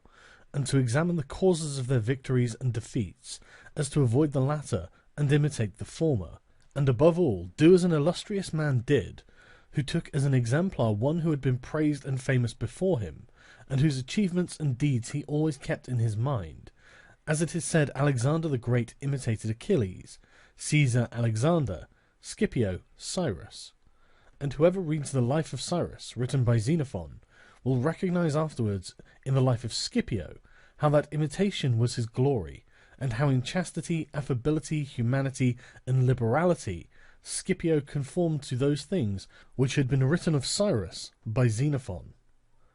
A wise prince ought to observe some such rules, and never in peaceful times stand idle, but increase his resources with industry, in such a way that they may be available to him in adversity, so that if fortune chances it may find him prepared to resist her blows. Chapter 15. Concerning things for which men, and especially princes, are praised or blamed. It remains now to see what ought to be the rules of conduct for a prince towards subject and friends. And as I know that many have written on this point, I expect I shall be considered presumptuous in mentioning it again, especially as in discussing it I shall depart from the methods of other people. But, it being my intention to write a thing which shall be useful to him who apprehends it, it appears to me more appropriate to follow up the real truth of the matter than the imagination of it. For many have pictured republics and principalities, which in fact have never been known or seen, because how one lives is so far distant from how one ought to live, that he who neglects what is done for what ought to be done sooner effects his ruin than his preservation. For a man who wishes to act entirely up to his professions of virtue soon meets with what destroys him among so much that is evil. Hence it is necessary for a prince wishing to hold his own to know how to do wrong, and how to make use of it or not, according to necessity. Therefore, putting on one side imaginary things concerning a prince, and discussing those which are real, I say that all men, when they are spoken of, and chiefly princes for being more highly placed, are remarkable for some of those qualities which brings them either blame or praise, and thus it is one that is reputed liberal, another miserly, using a Tuscan term, because an avaricious person in our language is still he who desires to possess by robbery, whilst we call one miserly who deprives himself too much of the use of his own. One is reputed generous, one rapacious, one cruel, one compassionate, one faithless, another faithful, one effeminate and cowardly, the other bold and brave, one affable, another haughty, one lascivious, another chaste, one sincere, another cunning, one hard, another easy, one grave, another frivolous, one religious, another unbelieving, and the like. And I know that every one will confess that it would be most praiseworthy in a prince to exhibit all of the above qualities that are considered good, but because they can neither be entirely possessed nor observed, for human conditions do not permit it, it is necessary for him to be sufficiently prudent that he may know how to avoid the reproach of those vices which would lose him his state, and also keep himself, if it is possible, from those which would not lose him it. But this is not being possible, he may with less hesitation abandon himself to them. And again, he need not make himself uneasy at incurring a reproach for those vices, without which a state can only be saved with difficulty. For, if everything is considered carefully, it will be found that something which looks like virtue, if followed, would be his ruin, while something else, which looks like vice, yet follows, brings him security and prosperity. Chapter 16. Concerning liberality and meanness. Commencing then with the first of the above-named characteristics, I say that it would be well to be reputed liberal. Nevertheless, liberality exercised in a way that does not bring you the reputation for it, injures you. For if one exercises it honestly, and as it should be exercised, it may not become known, and you will not avoid the reproach of its opposite. Therefore, anyone wishing to maintain among men the name of liberal is obliged to avoid no attribute of magnificence, so that a prince thus inclined will consume in such acts all his property, and will be compelled in the end, if he wish to maintain the name of liberal, to unduly weigh down his people, and tax them, and do everything he can to get money. This will soon make him odious to his subjects, and becoming poor he will be little valued by any one. Thus, with his liberality, having offended many and rewarded few, he is affected by the very first trouble and imperilled by whatever may be the first danger. Recognizing this himself, and wishing to draw back from it, he runs at once into the reproach of being miserly. Therefore a prince, not being able to exercise this virtue of liberality in such a way that it is recognized, except to his cost, if he is wise, he ought not to fear the reputation of being mean, for in time he will come to be more considered than if liberal, seeing that with his economy his revenues are enough, that he can defend himself against all attacks, and is able to engage in enterprises without burdening his people. Thus it comes to pass that he exercises liberality towards all from whom he does not take, who are numberless, and meanness towards those whom he does not give, who are few. We have not seen great things done in our time, except by those who have been considered mean. The rest have failed. Pope Julius II was assisted in reaching the papacy by a reputation for liberality, yet he did not strive afterwards to keep it up. When he made war on the King of France, and he made many wars without imposing any extraordinary tax on his subjects, for he supplied his additional expenses out of his long thriftiness. The present King of Spain would not have undertaken or conquered in so many enterprises if he had been reputed liberal. A prince, therefore, provided that he has not to rob his subjects, that he can defend himself, that he does not become poor and abject, that he is not forced to become rapacious, ought to hold of little account a reputation for being mean,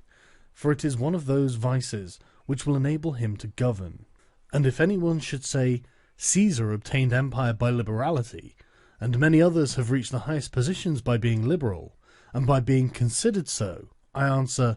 either you are a prince in fact, or in a way to become one. In the first case, this liberality is dangerous. In the second, it is very necessary to be considered liberal, and Caesar was one of those who wished to become preeminent in Rome. But if he had survived after becoming so, and had not moderated his expenses, he would have destroyed his government. And if anyone should reply, many have been princes, and have done great things with armies, who have been considered very liberal, I reply, either a prince spends that which is his own, or his subjects, or else that of others. In the first case, he ought to be sparing. In the second, he ought not to neglect any opportunity for liberality. And to the prince who goes forth with his army, supporting it by pillage, sack, and extortion, handling that which belongs to others, this liberality is necessary, otherwise he would not be followed by soldiers. And of that which is neither yours nor your subjects can you be a ready giver, as was Cyrus, Caesar, and Alexander, because it does not take away from your reputation if you squander that of others, but adds to it. It is only squandering your own that injures you. And there is nothing wastes so rapidly as liberality, for even whilst you exercise it, you lose the power to do so, and so become either poor or despised, or else, in avoiding poverty, rapacious and hated. And a prince should guard himself above all things against being despised and hated, and liberality leads you to both. Therefore, it is wiser to have a reputation for meanness, which brings reproach without hatred, than to be compelled through seeking a reputation for liberality, to incur a name for opacity, which begets reproach with hatred. Chapter 17. Concerning cruelty and clemency, and whether it is better to be loved than feared. Coming now to the other qualities mentioned above, I say that every prince ought to desire to be considered clement, and not cruel. Nevertheless, he ought to take care not to misuse this clemency. Caesar Borgia was considered cruel. Notwithstanding, his cruelty reconciled the Romagna, unified it, and restored it to peace and loyalty. And if this be rightly considered, he will be seen to have been much more merciful than the Florentine people, who, to avoid a reputation for cruelty, permitted Pistoia to be destroyed. Therefore a prince, so long as he keeps his subjects united and loyal, ought not to mind the reproach of cruelty, because with a few examples he will be much more merciful than those who, through too much mercy, allow disorders to arise, from which follow murders or robberies, for these are wont to injure the whole people, whilst those executions which originate with a prince offend the individual only. And of all princes, it is impossible for the new prince to avoid the imputation of cruelty, owing to new states being full of dangers. Hence Virgil, through the mouth of Dido, excuses the inhumanity of her reign, owing to its being new, saying, "Against my will, my fate, a throne unsettled and an infant state, bid me defend my realms with all my powers, and guard with these severities my shores." Nevertheless, he ought to be slow to believe and to act, nor should he himself show fear, but proceed in a temperate manner, with prudence and humanity, so that too much confidence may not make him incautious, and too much distrust render him intolerable. Upon this a question arises, whether it should be better to be loved than feared, or feared than loved. It may be answered that one should wish to be both, but because it is difficult to unite them in one person, it is much safer to be feared than loved, when of the two, either must be dispensed with. Because this is to be asserted in general of men, that they are ungrateful, fickle, false, cowardly, covetous, and as long as you succeed they are yours entirely. They will offer you their blood, property, life, and children, as it is said above, when the need is far distant. But when it approaches, they turn against you, and that prince, who, relying entirely on their promises, has neglected other precautions, is ruined. Because friendships that are obtained by payments, and not by greatness or nobility of mind, may indeed be earned, but they are not secured, and in time of need cannot be relied upon. And men have less scruple in offending one who is beloved than one who is feared, for love is preserved by the link of obligation, which, owing to the baseness of men, is broken at every opportunity for their advantage. But fear preserves you by a dread of punishment which never fails. Nevertheless, a prince ought to inspire fear in such a way that, if he does not win love, he avoids hatred, because he can endure very well being feared whilst he is not hated, which will always be as long as he abstains from the property of his citizens and subjects, and from their women. But when it is necessary for him to proceed against the life of someone, he must do it on the proper justification and for manifest cause. But above all things he must keep his hands off the property of others, because men more quickly forget the death of their father than the loss of their patrimony. Besides, pretexts for taking away the property are never wanting, for he who has once begun to live by robbery will always find pretexts for seizing what belongs to others, but reasons for taking life, on the contrary, are more difficult to find and sooner lapse. But when a prince is with his army, and has under control a multitude of soldiers, then it is quite necessary for him to disregard the reputation of cruelty, for without it he would never hold his army united, or disposed to its duties. Among the wonderful deeds of Hannibal, this one is enumerated, that having led an enormous army, composed of many various races of men, to fight in foreign lands, no dissensions arose, either from among them or against the prince, whether in his bad or in his good fortune. This arose from nothing else than his inhuman cruelty, which, with his boundless valour, made him revered and terrible in the sight of his soldiers. But without that cruelty, his other virtues were not sufficient to produce this effect. And short-sighted writers admire his deeds from one point of view, and from another condemn the principal cause of them. That it is true his other virtues would not have been sufficient for him may be proved by the case of Scipio, that most excellent man, not only of his own times but within the memory of man, against whom, nevertheless, his army rebelled in Spain. This arose from nothing but his too great forbearance, which gave his soldiers more license than is consistent with military discipline. For this he was upbraided in the Senate by Fabius Maximus, and called the corrupter of the Roman soldiery. The Locrians were laid waste by a legate of Scipio, yet they were not avenged by him, nor was the insolence of the legate punished, owing entirely to his easy nature, insomuch that someone in the Senate, wishing to excuse him, said that there were many men who knew much better how not to err than to correct the errors of others. This disposition, if he had been continued in the command, would have destroyed in time the fame and glory of Scipio, but, he being under the control of the Senate, this injurious characteristic not only concealed itself, but contributed to his glory. Returning to the question of being feared or loved, I come to the conclusion that, men loving according to their own will, and fearing according to that of the prince, a wise prince should establish himself on that which is in his own control,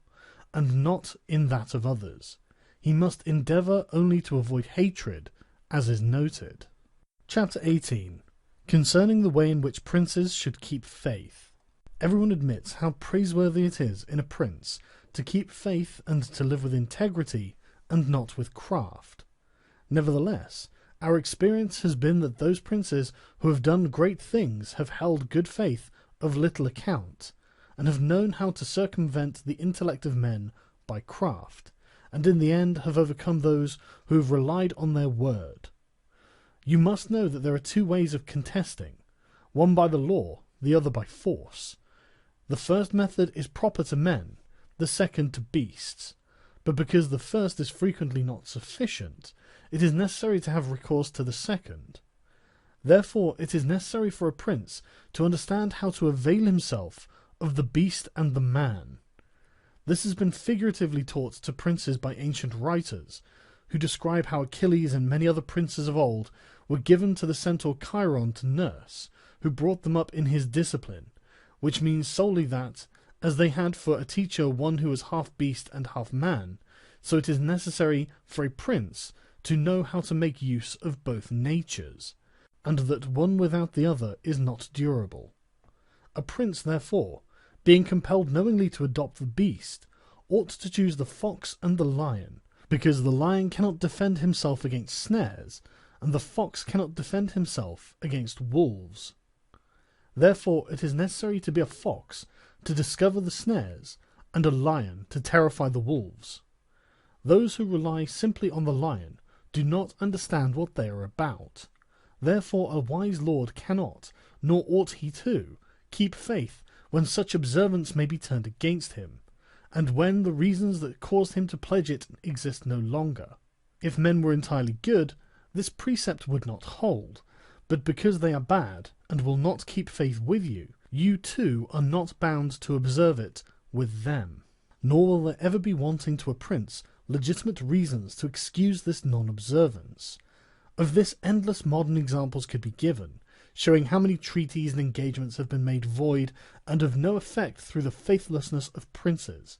and he who has known best how to employ the fox has succeeded best. But it is necessary to know well how to disguise this characteristic, and to be a great pretender and dissembler,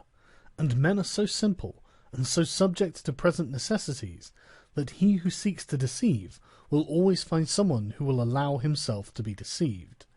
One recent example I cannot pass over in silence.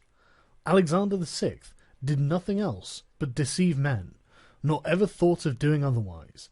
and he always found victims, for never was there a man who had greater power in asserting, or who with greater oaths would affirm a thing, yet would observe it less. Nevertheless his deceits always succeeded according to his wishes, because he well understood this side of mankind. Therefore it is unnecessary for a prince to have all the good qualities I have enumerated, but it is very necessary to appear to have them. And I shall dare say this also, that to have them and to always observe them is injurious, and that to appear to have them is useful. To appear merciful, faithful, humane, religious, upright, and to be so, but with a mind so framed that should you require not to be so, you may be able, and know how to change to the opposite. And you have to understand this, that a prince, especially a new one, cannot observe all those things for which men are esteemed, being often forced, in order to maintain the state, to act contrary to fidelity, friendship, humanity, and religion. Therefore it is necessary for him to have a mind ready to turn itself accordingly as the winds and variations of fortune force it, yet, as I have said above, not to diverge from the good if he can avoid doing so, but if compelled, then to know how to set about it. For this reason, a prince ought to take care that he never lets anything slip from his lips that is not replete with the above-named 5 qualities, that he may appear to him who sees and hears him altogether merciful, faithful, humane, upright, and religious. There is nothing more necessary to appear to have than this last quality, inasmuch as men judge generally more by the eye than by the hand, because it belongs to everybody to see you, to few to come in touch with you. Everyone sees what you appear to be, few really know what you are, and those few dare not oppose themselves to the opinion of the many, who have the majesty of the state to defend them, and in the actions of all men, and especially of princes, which it is not prudent to challenge, one judges by the result. For that reason, let a prince have the credit of conquering and holding his state. The means will always be considered honest, and he will be praised by everybody, because the vulgar are always taken by what a thing seems to be, and by what comes of it, and in the world there are only the vulgar, for the few find a place there only when the many have no ground to rest on. One prince, of the present time, whom it is not well to name, never preaches anything else but peace and good faith, and to both he is most hostile,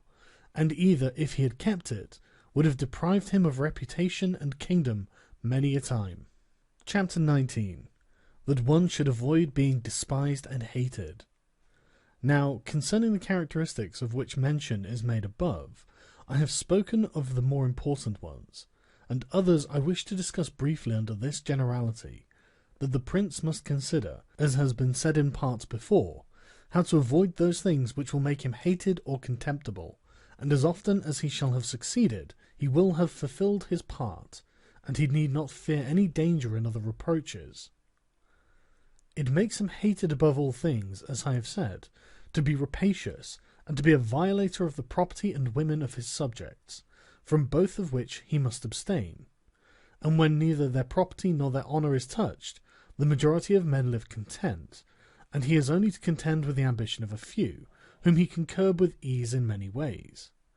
It makes him contemptible to be considered fickle, frivolous, effeminate, mean-spirited, irresolute, from all of which a prince should guard himself as from a rock,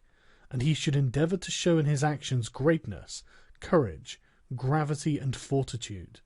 and in his private dealings with his subjects let him show that his judgments are irrevocable, and maintain himself in such reputation that no one can hope either to deceive or to get around him. That prince is highly esteemed who conveys this impression of himself, and he who is highly esteemed is not easily conspired against, for, provided it was well known that he is an excellent man, and revered by his people, he can only be attacked with difficulty. For this reason a prince ought to have two fears, one from within, on account of his subjects, the other from without, on account of external powers. From the latter he is defended by being well armed and having good allies, and if he is well armed he will have good friends, and affairs will always remain quiet within when they are quiet without, unless they should have already been disturbed by conspiracy, and even should affairs outside be disturbed, if he has carried out his preparations and has lived as I have said, as long as he does not despair, he will resist every attack, as I said Nabis the Spartan did.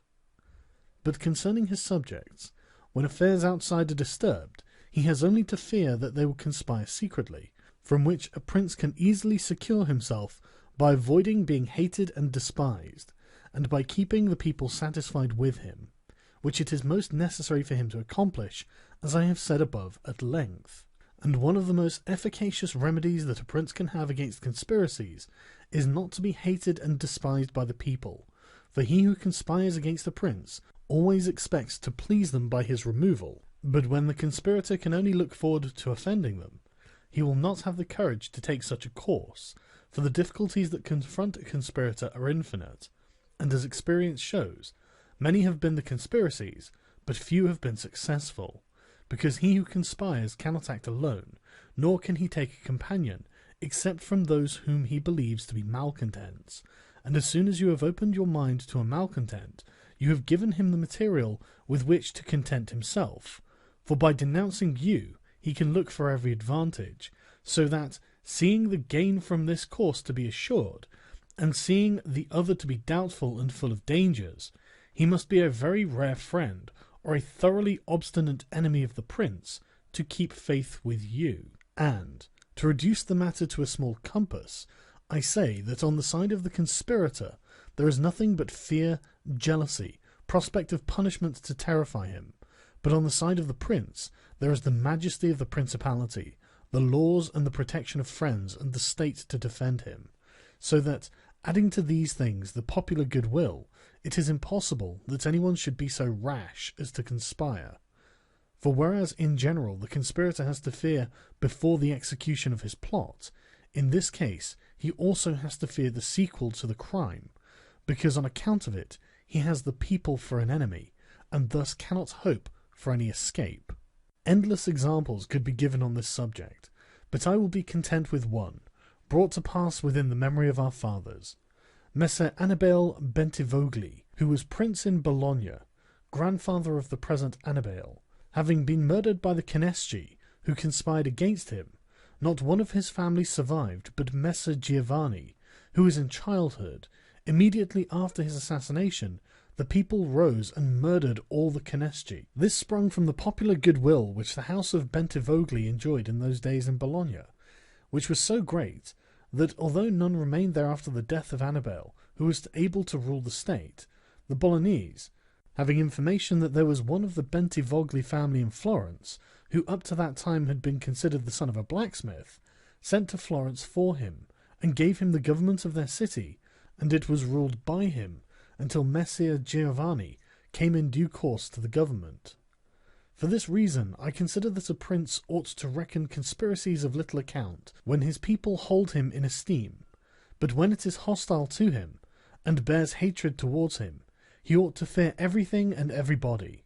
And well-ordered states and wise princes have taken every care not to drive the nobles to desperation,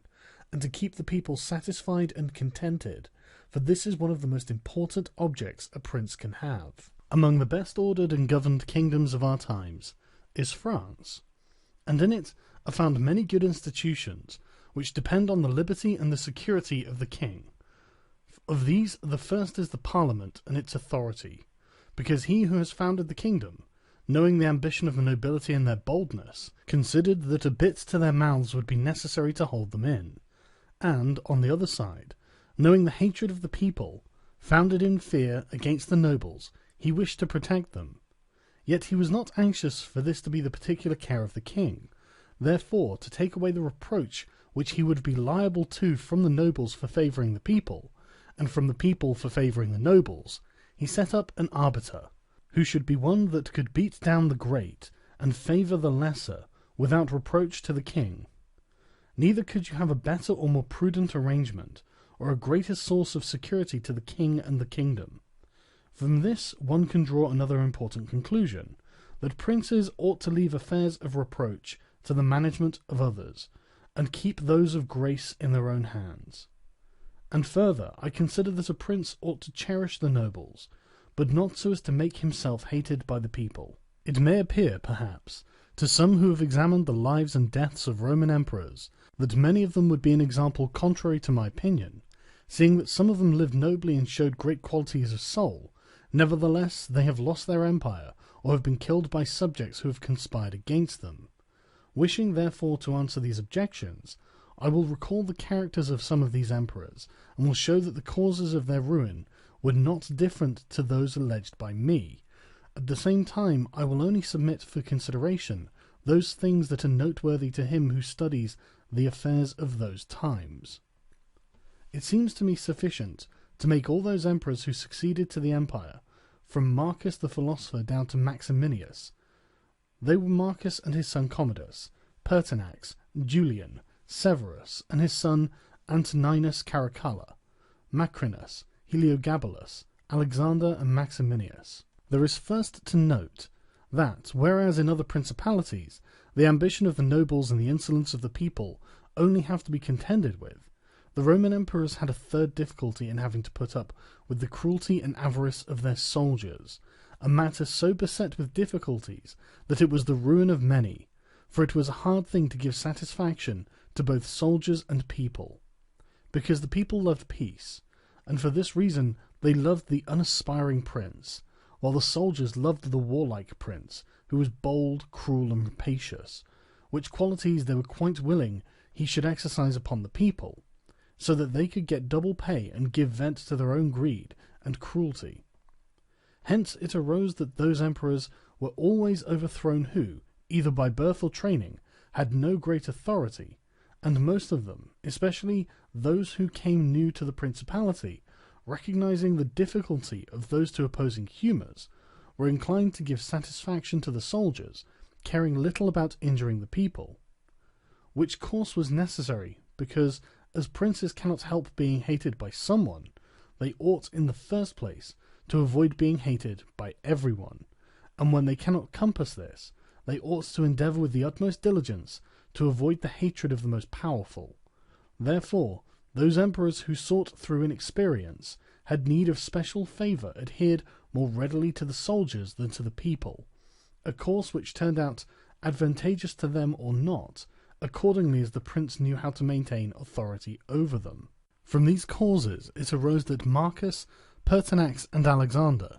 being all men of modest life, lovers of justice, enemies to cruelty, humane and benignant, came to a sad end except Marcus. He alone lived and died honoured, because he had succeeded to the throne by hereditary title, and owed nothing either to the soldiers or the people,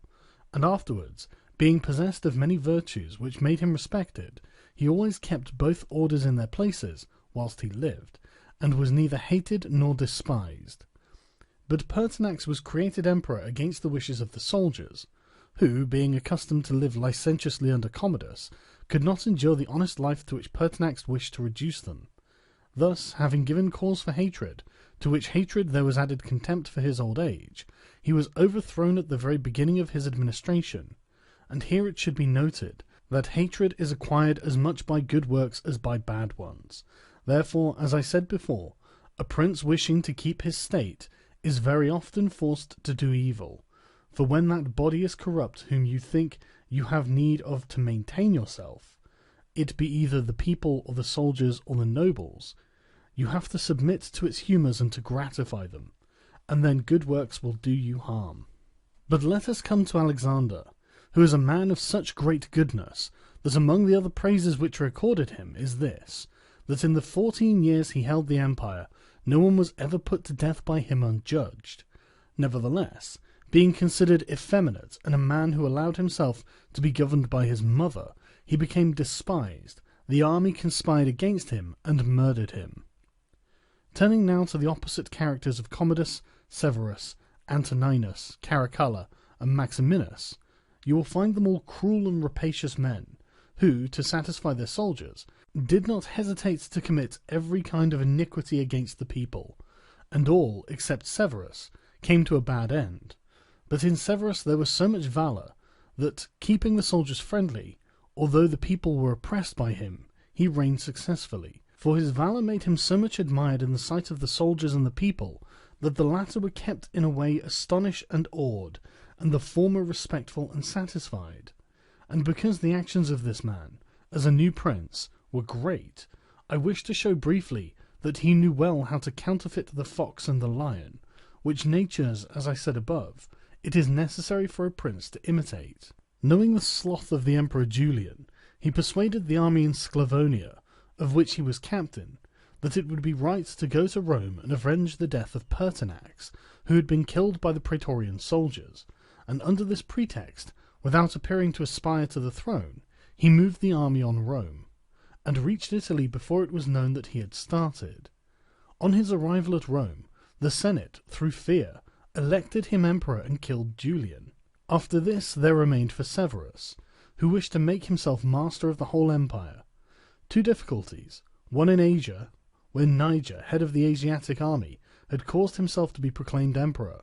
the other in the west where Albinus was, who had also aspired to the throne. And as he considered it dangerous to declare himself hostile to both, he decided to attack Niger and to deceive Albinus.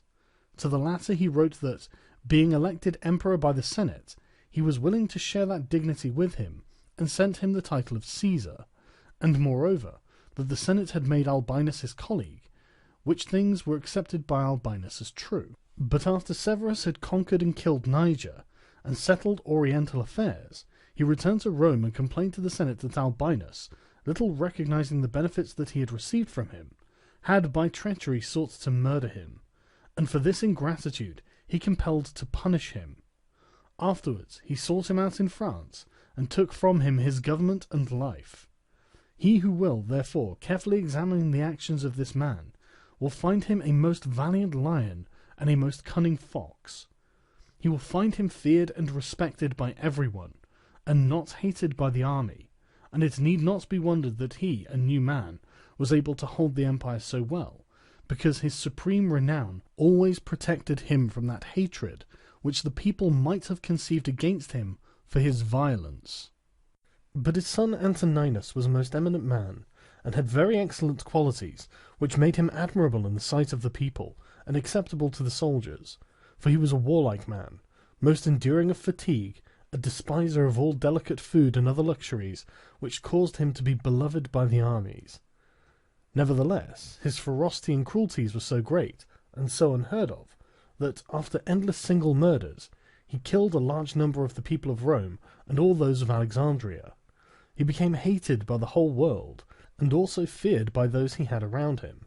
to such an extent that he was murdered in the midst of his army by a centurion. And here it must be noted that such like deaths, which are deliberately inflicted with a resolved and desperate courage, cannot be avoided by princes, because anyone who does not fear to die can inflict them. But a prince may fear them the less, because they are very rare. He has only to be careful not to do any grave injury to those whom he employs or has around him in service of the state. Antoninus had not taken this care, but had contumeliously killed a brother of that centurion, whom he also daily threatened, yet retained in his bodyguard, which, as it turned out, was a rash thing to do, and it proved the emperor's ruin. But let us come to Commodus, to whom it should have been very easy to hold the empire, for, being the son of Marcus, he had inherited it, and he had only to follow in the footsteps of his father to please his people and soldiers. But, being by nature cruel and brutal, he gave himself up to amusing the soldiers and corrupting them, so that he might indulge his rapacity on the people. On the other hand, not maintaining his dignity, often descending to the theatre to compete with the gladiators, and doing other vile things, little worthy of the imperial majesty, he fell into contempt with the soldiers, and being hated by one party and despised by the other, he was conspired against and killed. It remains to discuss the character of Maximinus. He was a very warlike man, and the armies, being disgusted with the effeminacy of Alexander, of whom I have already spoken, killed him and elected Maximinus to the throne. This he did not possess for long, for two things made him hated and despised. The one, his having kept sheep in Thrace, which brought him into contempt, it being well known to all, and considered a great indignity by everyone, and the other, his having at the accession to his dominions deferred going to Rome, and taking possession of the imperial seat. He had also gained a reputation for the utmost ferocity, by having through his prefects in Rome and elsewhere in the empire, practised many cruelties, so that the whole world was moved to anger at the meanness of his birth, and to fear at his barbarity. First Africa rebelled, then the Senate with all the people of Rome, and all Italy conspired against him, to which may be added his own army, this latter besieging Aquileia, and meeting with difficulties in taking it, were disgusted with his cruelties, and fearing him less when they found so many against him, murdered him. I do not wish to discuss Heliogabalus, Macrinus, or Julian, who, being thoroughly contemptible, were quickly wiped out, but I will bring this discourse to a conclusion by saying that princes in our times have this difficulty of giving inordinate satisfaction to their soldiers in a far less degree, because, notwithstanding, one has to give them some indulgence. That is soon done. None of these princes have armies that are veterans in the governance and the administration of provinces, as were the armies of the Roman Empire. And whereas it was then more necessary to give satisfaction to the soldiers than to the people, it is now more necessary to all princes, except the Turk and the Soldan, to satisfy the people rather than the soldiers, because the people are the more powerful. From the above I have accepted the Turk, who always keeps around him 12,000 infantry and 15,000 cavalry, on which depend the security and the strength of the kingdom.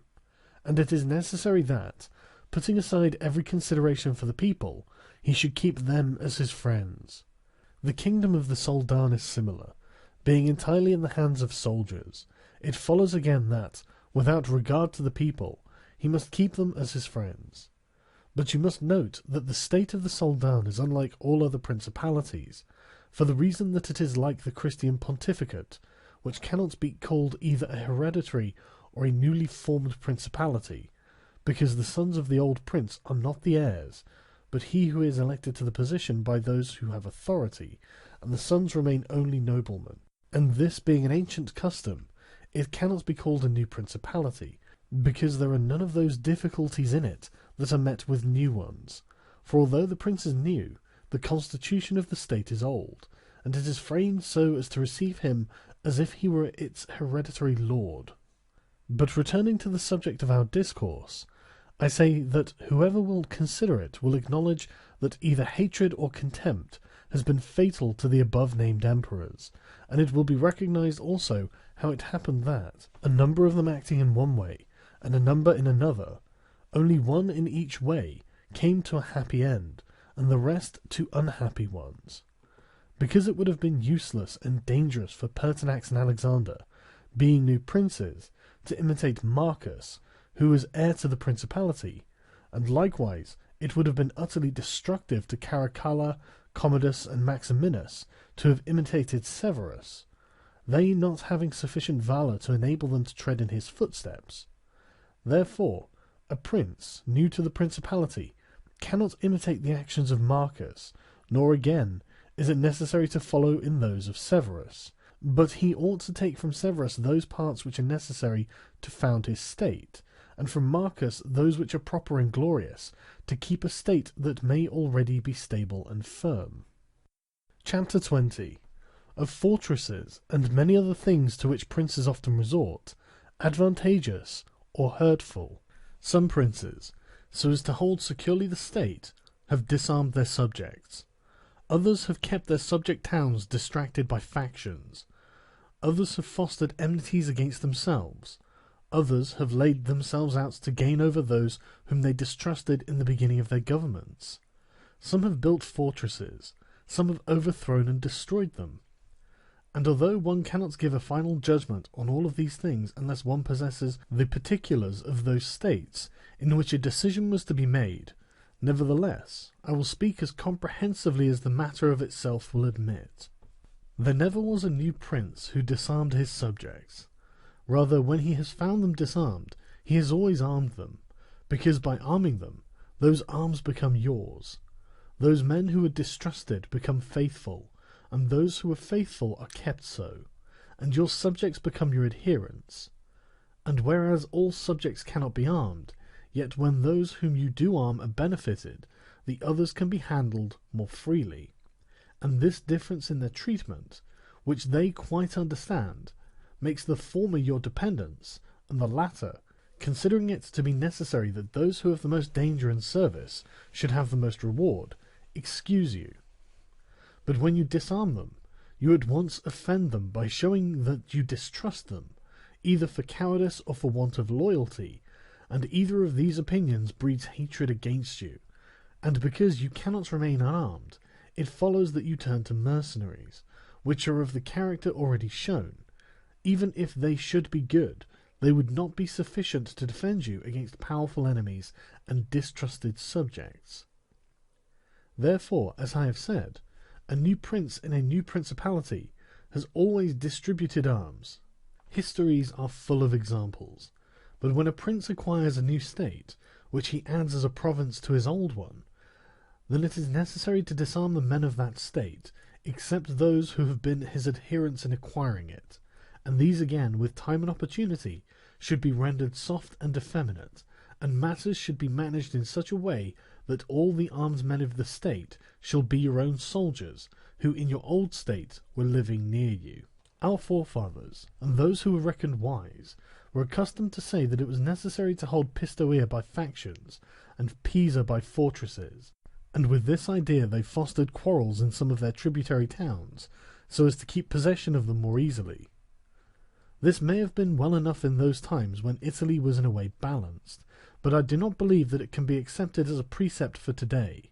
because I do not believe that factions can ever be of use. Rather, it is certain that when the enemy comes upon you in divided cities, you are quickly lost, because the weakest party will always assist outside forces, and the other will not be able to resist. The Venetians, moved as I believe by the above reasons, fostered the Guelph and the Ghibelline factions in their tributary cities,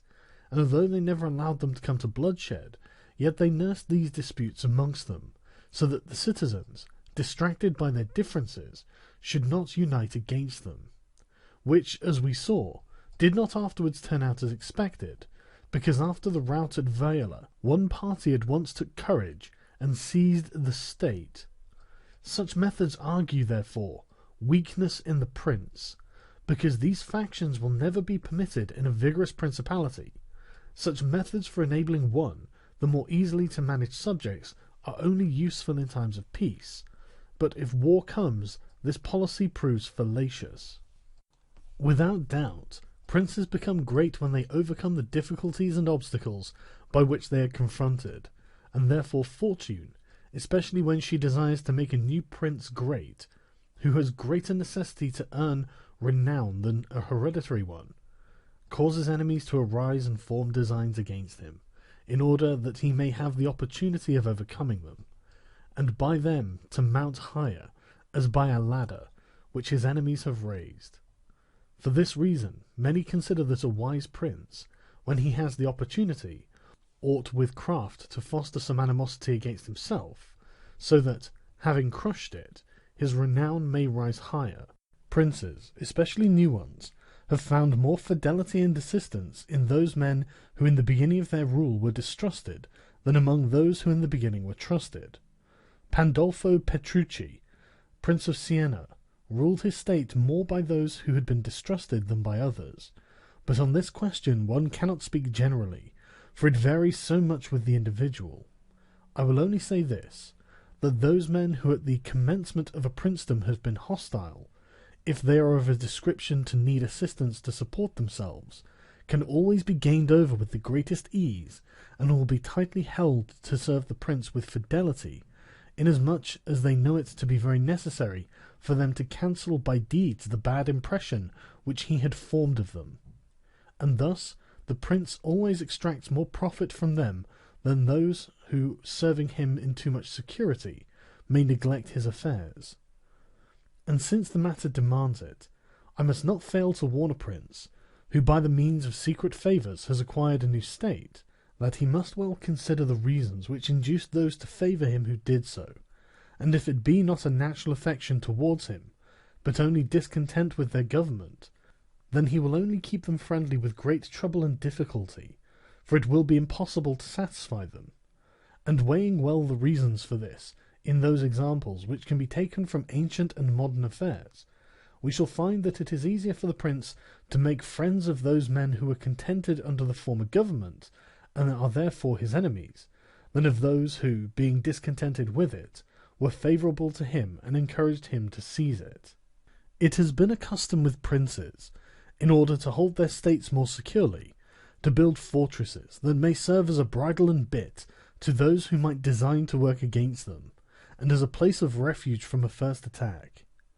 I praise this system because it has been made use of formerly, notwithstanding that Messer Niccolo Vitelli in our times has been seen to demolish 2 fortresses in Città di Castello so that he might keep that state. Guido Ubaldo, Duke of Urbino, on returning to his dominion, whence he had been driven by Cesare Borgia, raised to the foundations all the fortresses in that province, and considered that without them it would be more difficult to lose it. The Bentivogli, returning to Bologna, came to a similar decision. Fortresses, therefore, are useful or not according to circumstances. If they do you good in one way, they injure you in another. And this question can be reasoned thus. The prince who has more to fear from the people than from foreigners ought to build fortresses, but he who has more to fear from foreigners than from the people ought to leave them alone. The castle of Milan,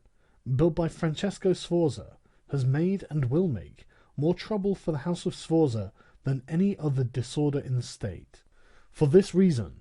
the best possible fortress is not to be hated by the people, because although you may hold the fortresses, yet they will not save you if the people hate you. For there will never be wanting foreigners to assist a people who have taken arms against you. It has not been seen in our times that such fortresses have been of any use to a prince, unless to the Count of Forli, when the Count Girolamo, her consort, was killed,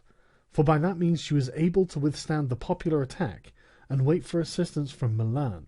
and thus recover her state, and the posture of affairs was such at the time that the foreigners could not assist the people.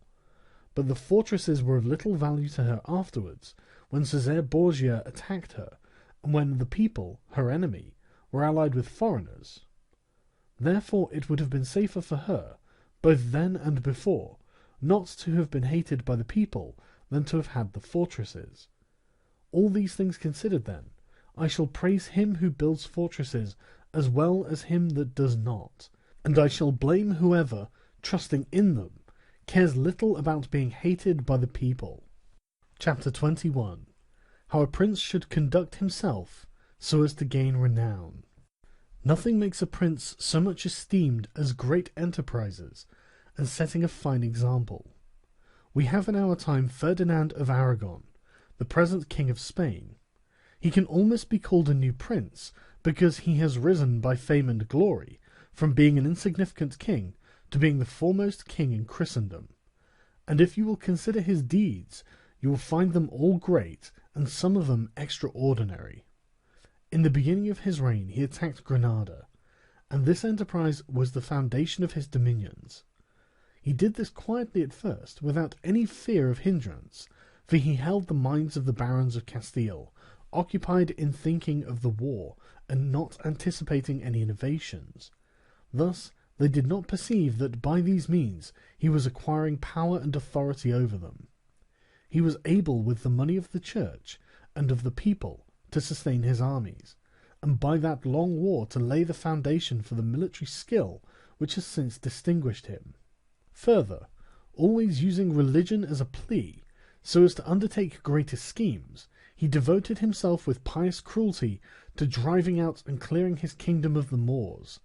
nor could there be any more admirable example, nor one more rare.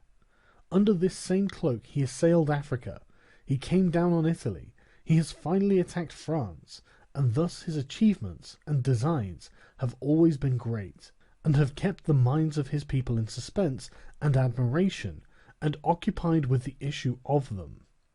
And his actions have arisen in such a way, one out of the other, that men have never been given time to work steadily against him. Again, it much assists a prince to set unusual examples in internal affairs, similar to those which are related of Messer Bernardo di Milano, who, when he had the opportunity, by any one in civil life doing some extraordinary thing, either good or bad, he would take some method of rewarding or punishing him, which would be much spoken about. And a prince ought, above all things, always endeavour in every action to gain for himself the reputation of being a great and remarkable man. A prince is also respected when he is either a true friend or a downright enemy. That is to say, when, without any reservation, he declares himself in favour of one party against the other, which course will always be more advantageous than standing neutral, because if two of your powerful neighbours come to blows, they are of such a character that, if one of them conquers, you have to either fear him or not.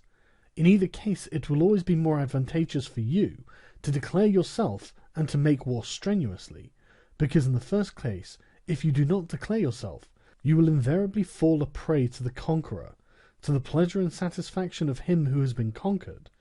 and you will have no reasons to offer, nor anything to protect or shelter you, because he who conquers does not want doubtful friends who will not aid him in the time of trial, and he who loses will not harbour you, because you did not willingly, sword in hand, court his fate. Antiochus went into Greece, being sent for by the Aetolians to drive out the Romans.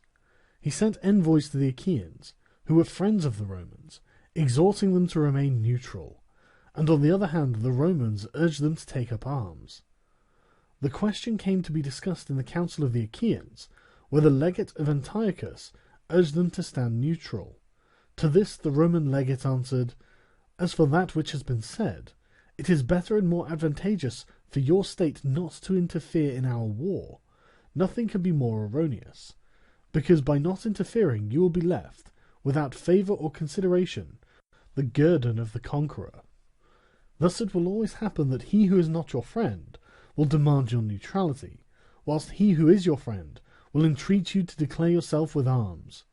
And irresolute princes, to avoid present dangers, generally follow the neutral path, and are generally ruined. But when a prince declares himself gallantly in favour of one side,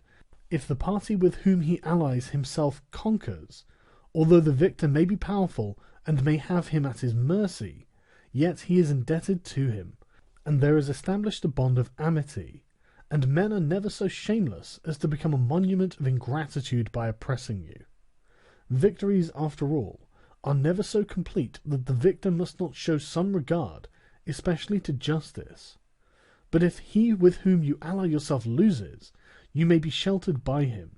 and whilst he is able he may aid you, and you become companions on a fortune that may rise again. In the second case, when those who fight are of such a character that you have no anxiety as to who may conquer, so much the more is it greater prudence to be allied, because you assist at the destruction of one by the aid of another who, if he had been wise, would have saved him, and conquering, as it is impossible that he should not do with your assistance, he remains at your discretion. And here it is to be noted that a prince ought to take care never to make an alliance with one more powerful than himself for the purposes of attacking others, unless necessity compels him, as it is said above, because if he conquers, then you are at his discretion, and princes ought to avoid as much as possible being at the discretion of anyone. The Venetians joined with France against the Duke of Milan, and this alliance, which caused their ruin, could have been avoided. But when it cannot be avoided, as what happened to the Florentines when the Pope and Spain sent armies to attack Lombardy, then in such a case, for the above reasons, the prince ought to favour one of the parties. Never let any government imagine that it can choose perfectly safe courses. Rather let it expect to have to take very doubtful ones, because it is found in ordinary affairs that one never seeks to avoid one trouble without running into another, but prudence consists in knowing how to distinguish the character of troubles, and for the choice to take the lesser evil. A prince ought also to show himself a patron of ability, and to honour the proficient in every art. At the same time he should encourage his citizens to practice their callings peaceably, both in commerce and agriculture, and in every other following, so that one should not be deterred from improving his possessions for fear lest they be taken away from him, or another from opening up trade for fear of taxes. But the prince ought to offer rewards to whoever wishes to do these things and designs in any way to honour the city or state. Further, he ought to entertain the people with festivals and spectacles at the convenient seasons of the year, and as every city is divided into guilds or into societies, he ought to hold such bodies in esteem, and associate with them sometimes, and show himself an example of courtesy and liberality, nevertheless, always maintaining the majesty of his rank. For this he must never consent to abate in anything. Chapter 22. Concerning the secretaries of princes. The choice of servants is of no little importance to a prince, and they are good or not according to the discrimination of the prince. And the first opinion which one forms of a prince, and of his understanding, is by observing the men he has around him, and when they are capable and faithful, he may always be considered wise, because he has known how to recognize the capable and to keep them faithful. But when they are otherwise, one cannot form a good opinion of him, for the prime error which he has made was in choosing them. There were none who knew Messer Antonio de Venafro as the servant of Pandolfo Petrucci, Prince of Siena, who would not consider Pandolfo to be a very clever man in having Venafro for his servant, because there are three classes of intellects, one which comprehends by itself, another which appreciates what others comprehended, and a third which neither comprehends by itself nor by the showing of others. The first is the most excellent, the second is good, the third is useless. Therefore it follows necessarily that if Pandolfo was not in the first rank, he was in the second, for whenever one has judgment to know good and bad, when it is said and done, although he himself may not have the initiative, yet he can recognize the good and the bad in his servant, and the one he can praise, and the other correct. Thus the servant cannot hope to deceive him, and is kept honest. But to enable a prince to form an opinion of his servant, there is one test which never fails. When you see the servant thinking more of his own interest than of yours, and seeking inwardly to his profit in everything, such a man will never make a good servant, nor will you ever be able to trust him, because he who has the state of another in his hands ought never to think of himself, but always of his prince, and never pay any attention to matters in which the prince is not concerned. On the other hand, to keep his servant honest, the prince ought to study him, honouring him, enriching him, doing him kindnesses, sharing with him the honours and the cares, and at the same time let him see that he cannot stand alone, so that many honours may not make him desire more, many riches make him wish for more, and that many cares may make him dread chances. When, therefore, servants and princes towards servants are thus disposed, they can trust each other. But when it is otherwise, the end will always be disastrous for either one or the other. Chapter 23. How Flatterers should be avoided. I do not wish to leave out an important branch of this subject, for it is a danger from which princes are with difficulty preserved, unless they are very careful and discriminating. It is that of flatterers, of whom courts are full, because men are so self-complacent in their own affairs, and in a way so deceived in them, that they are preserved with difficulty from this pest, and if they wish to defend themselves, they run the danger of falling into contempt, because there is no other way of guarding oneself from flatterers, except letting men understand that to tell you the truth does not offend you. But when everyone may tell you the truth, respect for you abates. Therefore, a wise prince ought to hold a third course, by choosing the wise men in his state, and giving to them only the liberty of speaking the truth to him, and then only of those things which he inquires, and of none others, but he ought to question them upon everything, and listen to their opinions, and afterwards form his own conclusions. With these counsellors, separately and collectively, he ought to carry himself in such a way that each of them should know that, the more freely he shall speak, the more he shall be preferred. Outside of these, he should listen to no one, pursue the thing resolved on, and be steadfast in his resolutions. He who does otherwise is either overthrown by flatterers, or is so often changed by varying opinions that he falls into contempt. I wish on this subject to adduce a modern example. Fra Lucia, the man of affairs to Maximilian, the present emperor, speaking of his majesty, said, he consulted with no one, yet never got his own way in anything. This arose because of his following a practice the opposite to the above. For the emperor is a secretive man. He does not communicate his designs to anyone, nor does he receive opinions on them. But as in carrying them into effect they have become revealed and known, they are at once obstructed by those men whom he has around him, and he, being pliant, is diverted from them. Hence it follows that those things he does one day, he undoes the next, and no one ever understands what he wishes or intends to do, and no one can rely on his resolutions. A prince, therefore, ought always to take counsel, but only when he wishes and not when others wish. He ought rather to discourage everyone from offering advice unless he asks for it. But, however, he ought to be a constant inquirer, and afterwards a patient listener concerning the things of which he is inquired. Also, on learning that anyone, on any consideration, has not told him the truth, he should let his anger be felt. And if there are some who think that a prince who conveys an impression of his wisdom is not so through his own ability, but through the good advisers that he has around him, beyond a doubt they are deceived, because this is an axiom which never fails, that a prince who is not wise himself will never take good advice, unless by chance he has yielded his affairs entirely to one person who happens to be a very prudent man. In this case, indeed, he may be well governed, but it would not be for long, because such a governor would, in a short time, take away his state from him.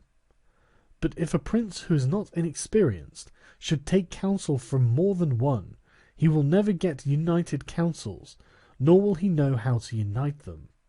Each of the counsellors will think of his own interests, and the prince will not know how to control them, nor to see through them. And they are not to found otherwise, because men will always prove untrue to you, unless they are kept honest by constraint. Therefore it must be inferred that good counsels, whencesoever they come, are born of the wisdom of the prince, and not the wisdom of the prince from good counsels. Chapter 24. Why the princes of Italy have lost their states. The previous suggestions, carefully observed, will enable a new prince to appear well established, and render him at once more secure and fixed in the state than if he had been long seated there. For the actions of a new prince are more narrowly observed than those of a hereditary one, and when they are seen to be able, they gain more men and bind far tighter than ancient blood, because men are attracted more by the present than by the past, and when they find the present good, they enjoy it and seek no further.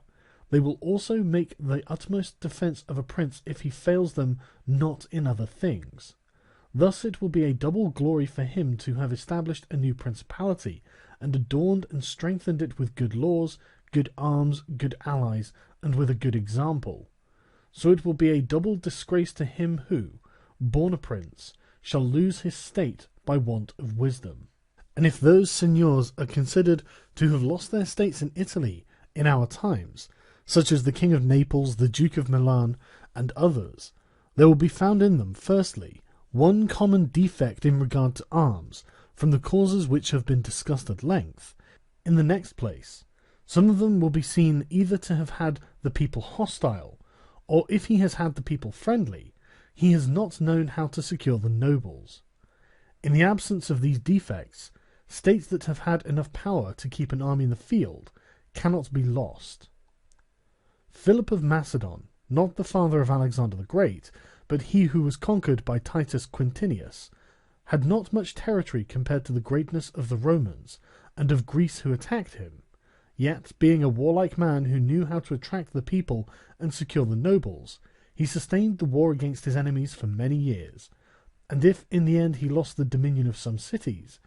nevertheless he retained the kingdom.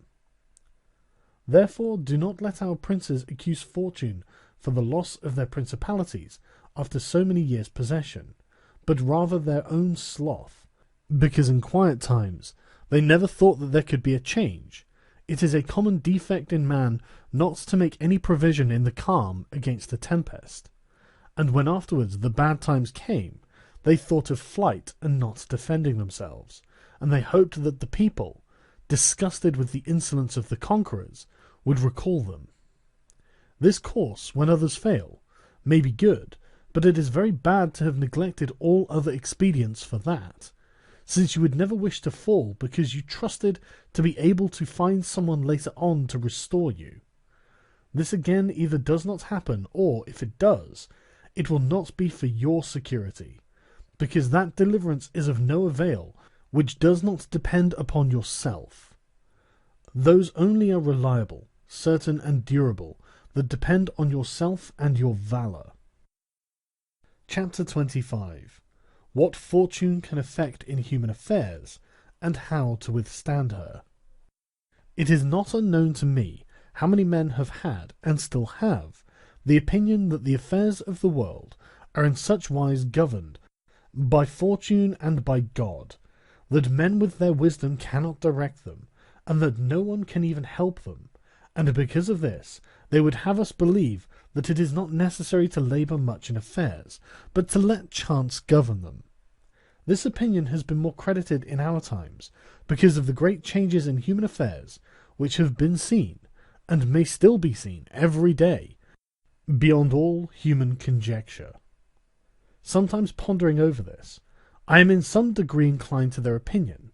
Nevertheless, not to extinguish our free will, I hold it to be true that fortune is the arbiter of one half of our actions, but that she still leaves us to direct the other half, or perhaps a little less. I compare her to one of those raging rivers, which when in flood overflows the plains, sweeping away trees and buildings, bearing away the soil from place to place. Everything flies before it, all yield to its violence, without being able in any way to withstand it. And yet, though its nature be such, it does not follow therefore that men, when the weather becomes fair, shall not make provision, both with defences and barriers, in such a manner that, rising again, the waters may pass away by canal, and their force be neither so unrestrained nor so dangerous. So it happens with Fortune, who shows her power where valour has not prepared to resist her, and thither she turns her forces where she knows that barriers and defences have not been raised to constrain her. And if you will consider Italy, which is the seat of these changes, and which has given to them their impulse, you will see it to be an open country without barriers, and without any defence. For if it had been defended by proper valour, as are Germany, Spain, and France, either this invasion would not have made the great changes that it has made, or it would not have come at all. And this I consider enough to say concerning resistance to fortune in general. But confining myself more to the particular, I say that a prince may be seen happy today and ruined tomorrow, without having shown any change of disposition or character. This, I believe, arises firstly from causes that have already been discussed at length, namely, that the prince who relies entirely on fortune is lost when it changes. I believe also that he will be successful who directs his actions according to the spirit of the times, and that he whose actions do not accord with the times will not be successful. Because men are seen in affairs that lead to the end which every man has before him, namely, glory and riches, to get there by various methods, one with caution, another with haste, one by force, another by skill, one by patience, another by its opposite, and each one succeeds in reaching the goal by a different method. One can also see of two cautious men, the one attain his end and the other fail, and similarly, two men by different observances are equally successful, the one being cautious, the other impetuous. All this arises from nothing else than whether or not they conform in their methods to the spirit of the times. This follows from what I have said, that two men working differently bring about the same effect, and of two working similarly, one attains his object and the other does not. Changes in a state also issue from this, for if to one who governs himself with caution and patience, time and affairs converge in such a way that his administration is successful, his fortune is made. But if time and affairs change, he is ruined if he does not change his course of action. But a man is not often found sufficiently circumspect to know how to accommodate himself to the change, both because he cannot deviate from what nature inclines him to do, and also because, having always prospered by acting in one way, he cannot be persuaded that it is well to leave it, and therefore the cautious man, when it is time to turn adventurous, does not know how to do it. But he had changed his conduct with the times fortune would not have changed. Pope Julius II went to work impetuously in all his affairs, and found the times and circumstances conform so well to that line of action that he always met with success. Consider his first enterprise against Bologna, Messer Giovanni Bentivogli being still alive. The Venetians were not agreeable to it, nor was the King of Spain, and he had the enterprise still under discussion with the King of France. Nevertheless, he personally entered upon the expedition with his accustomed boldness and energy, a move which made Spain and the Venetians stand irresolute and passive, the latter from fear, the former from desire to recover the kingdom of Naples. On the other hand, he drew after him the King of France,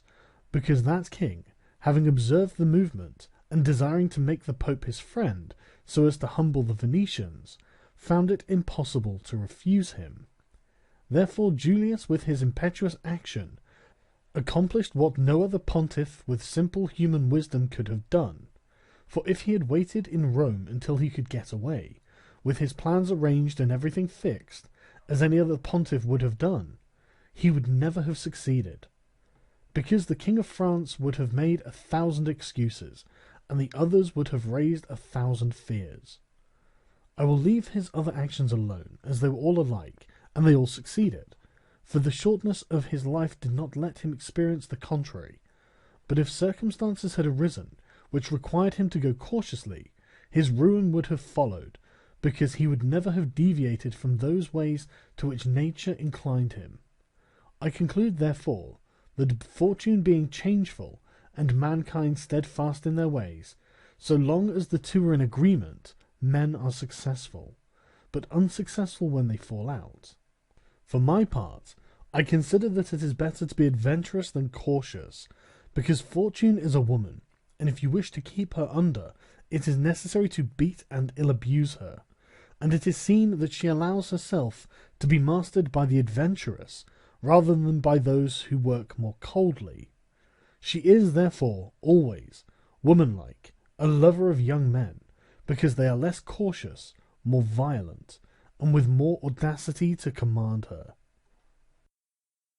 Chapter 26. An exhortation to liberate Italy from the barbarians. Having carefully considered the subject of the above discourses, and wondering within myself whether the present times were propitious to a new prince, and whether there were elements that would give an opportunity to a wise and virtuous one to introduce a new order of things that would do honour to him and good to the people of this country, it appears to me that so many things concur to favour a new prince that I never knew a time more fit than the present. And if, as I said, it was necessary that the people of Israel should be captive so as to make manifest the ability of Moses, that the Persians should be oppressed by the Medes so as to discover the greatness of the soul of Cyrus, and the Athenians should be dispersed as to illustrate the capabilities of Theseus, then at the present time, in order to discover the virtue of an Italian spirit, it was necessary that Italy should be reduced to the extremity that she is in now, that she should be more enslaved than the Hebrews, more oppressed than the Persians, more scattered than the Athenians, without head, without order, beaten, despoiled, torn, overrun, and to have endured every kind of desolation. Although lately some spark may have been shown by one, which made us think he was ordained by God for our redemption, nevertheless it was afterwards seen, in the height of his career, that fortune rejected him, so that Italy, left as without life, waits for him who shall yet heal her wounds, and put an end to the ravaging and plundering of Lombardy, to the swindling and taxing of the kingdom and of Tuscany, and cleanse those sores that for long have festered. It is seen how she entreats God to send someone who shall deliver her from these wrongs and barbarous insolencies. It is seen that also she is ready and willing to follow a banner if only someone will raise it. Nor is there to be seen at present one in whom she can place more hope than in your illustrious house, with its valour and fortune, favoured by God and by the Church, of which it is now the chief, and could be made the head of this redemption. This will not be difficult if you will recall to yourself the actions and lives of the men I have named, and although they were great and wonderful men, yet they were men, and each one of them had no more opportunity than the present offers, for their enterprises were neither more just nor easier than this, nor was God more their friend than he is yours. With us there is great justice, because that war is just which is necessary, and arms are hallowed when there is no other hope but in them. Here there is the greatest willingness, and where the willingness is great, the difficulty cannot be great if you will only follow those men to whom I have directed your attention. Further than this, how extraordinarily the ways of God have been manifested beyond example. The sea is divided, a cloud has led the way, the rock has poured forth water, it has rained manna. Everything has contributed to your greatness. You ought to do the rest. God is not willing to do everything, and thus take away our free will, and that share of glory that belongs to us. and it is not to be wondered at if none of the above-named Italians have been able to accomplish all that is expected from your illustrious house, and if in so many revolutions in Italy, and in so many campaigns, it has always appeared as if military virtue were exhausted. This has happened because the old order of things was not good, and none of us have known how to find a new one.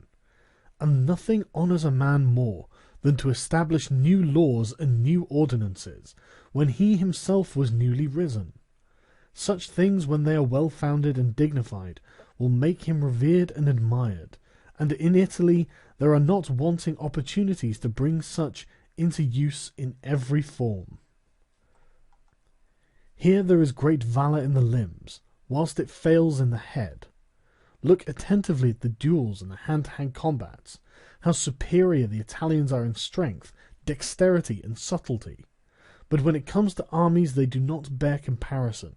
and this springs entirely from the insufficiency of the leaders, since those who are capable are not obedient, and each one seems to himself to know that, having never been any one so distinguished above the rest, either by valour or fortune, that others would yield to him. Hence it is that for so long a time, and during so much fighting in the past 20 years, whenever there has been an army wholly Italian, it has always given a poor account of itself. The first witness to this is Il Taro, afterwards Alessandria, Capua, Genoa, Velia, Bologna, Maestri. If, therefore, your illustrious house wishes to follow these remarkable men who have redeemed their country, it is necessary before all things, as a true foundation for every enterprise, to be provided with your own forces, because there can be no more faithful, truer, or better soldiers. And although singly they are good, altogether they will be much better when they find themselves commanded by their prince, honoured by him, and maintained at his expense. Therefore it is necessary to be prepared with such arms, so that you can be defended against foreigners by Italian valour. And although Swiss and Spanish infantry may be considered very formidable, nevertheless there is a defect in both, by reason of which a third order would not only be able to oppose them, but might be relied upon to overthrow them. For the Spaniards cannot resist cavalry, and the Switzers are afraid of infantry whenever they encounter them in close combat. Owing to this, as has been and may again be seen, the Spaniards are unable to resist French cavalry, and the Switzers are overthrown by Spanish infantry, and although a complete proof of the latter cannot be shown, nevertheless there was some evidence of it at the Battle of Ravenna, when the Spanish infantry were confronted by German battalions who follow the same tactics as the Swiss. When the Spaniards, by agility of body and with the aid of their shields, got in under the pikes of the Germans and stood out of danger, able to attack while the Germans stood helpless, and if the cavalry had not dashed up, all would have been over with them. It is possible, therefore, knowing the defects of both these infantries, to invent a new one, which will resist cavalry and not be afraid of infantry. This need not create a new order of arms, but a variation upon the old, and these are the kind of improvements which confer reputation and power upon a new prince. This opportunity, therefore, ought not to be allowed to pass for letting Italy at last see her liberator appear, nor can one express the love with which he would be received in all those provinces which have suffered so much from these foreign scourings. With what thirst for revenge, with what stubborn faith, with what devotion, with what tears. What door would be closed to him? Who would refuse obedience to him? What envy would hinder him? What Italian would refuse him homage? To all of us this barbarous dominion stinks. Let, therefore, your illustrious house take up this charge with that courage and hope with which all just enterprises are undertaken, so that, under its standard, our native country may be ennobled, and under its auspices may be verified that saying of Petrarch, "Virtue against fury shall advance the fight, and it in the combat soon shall put to flight. For the old Roman valour is not dead, nor in the Italians' breasts extinguished.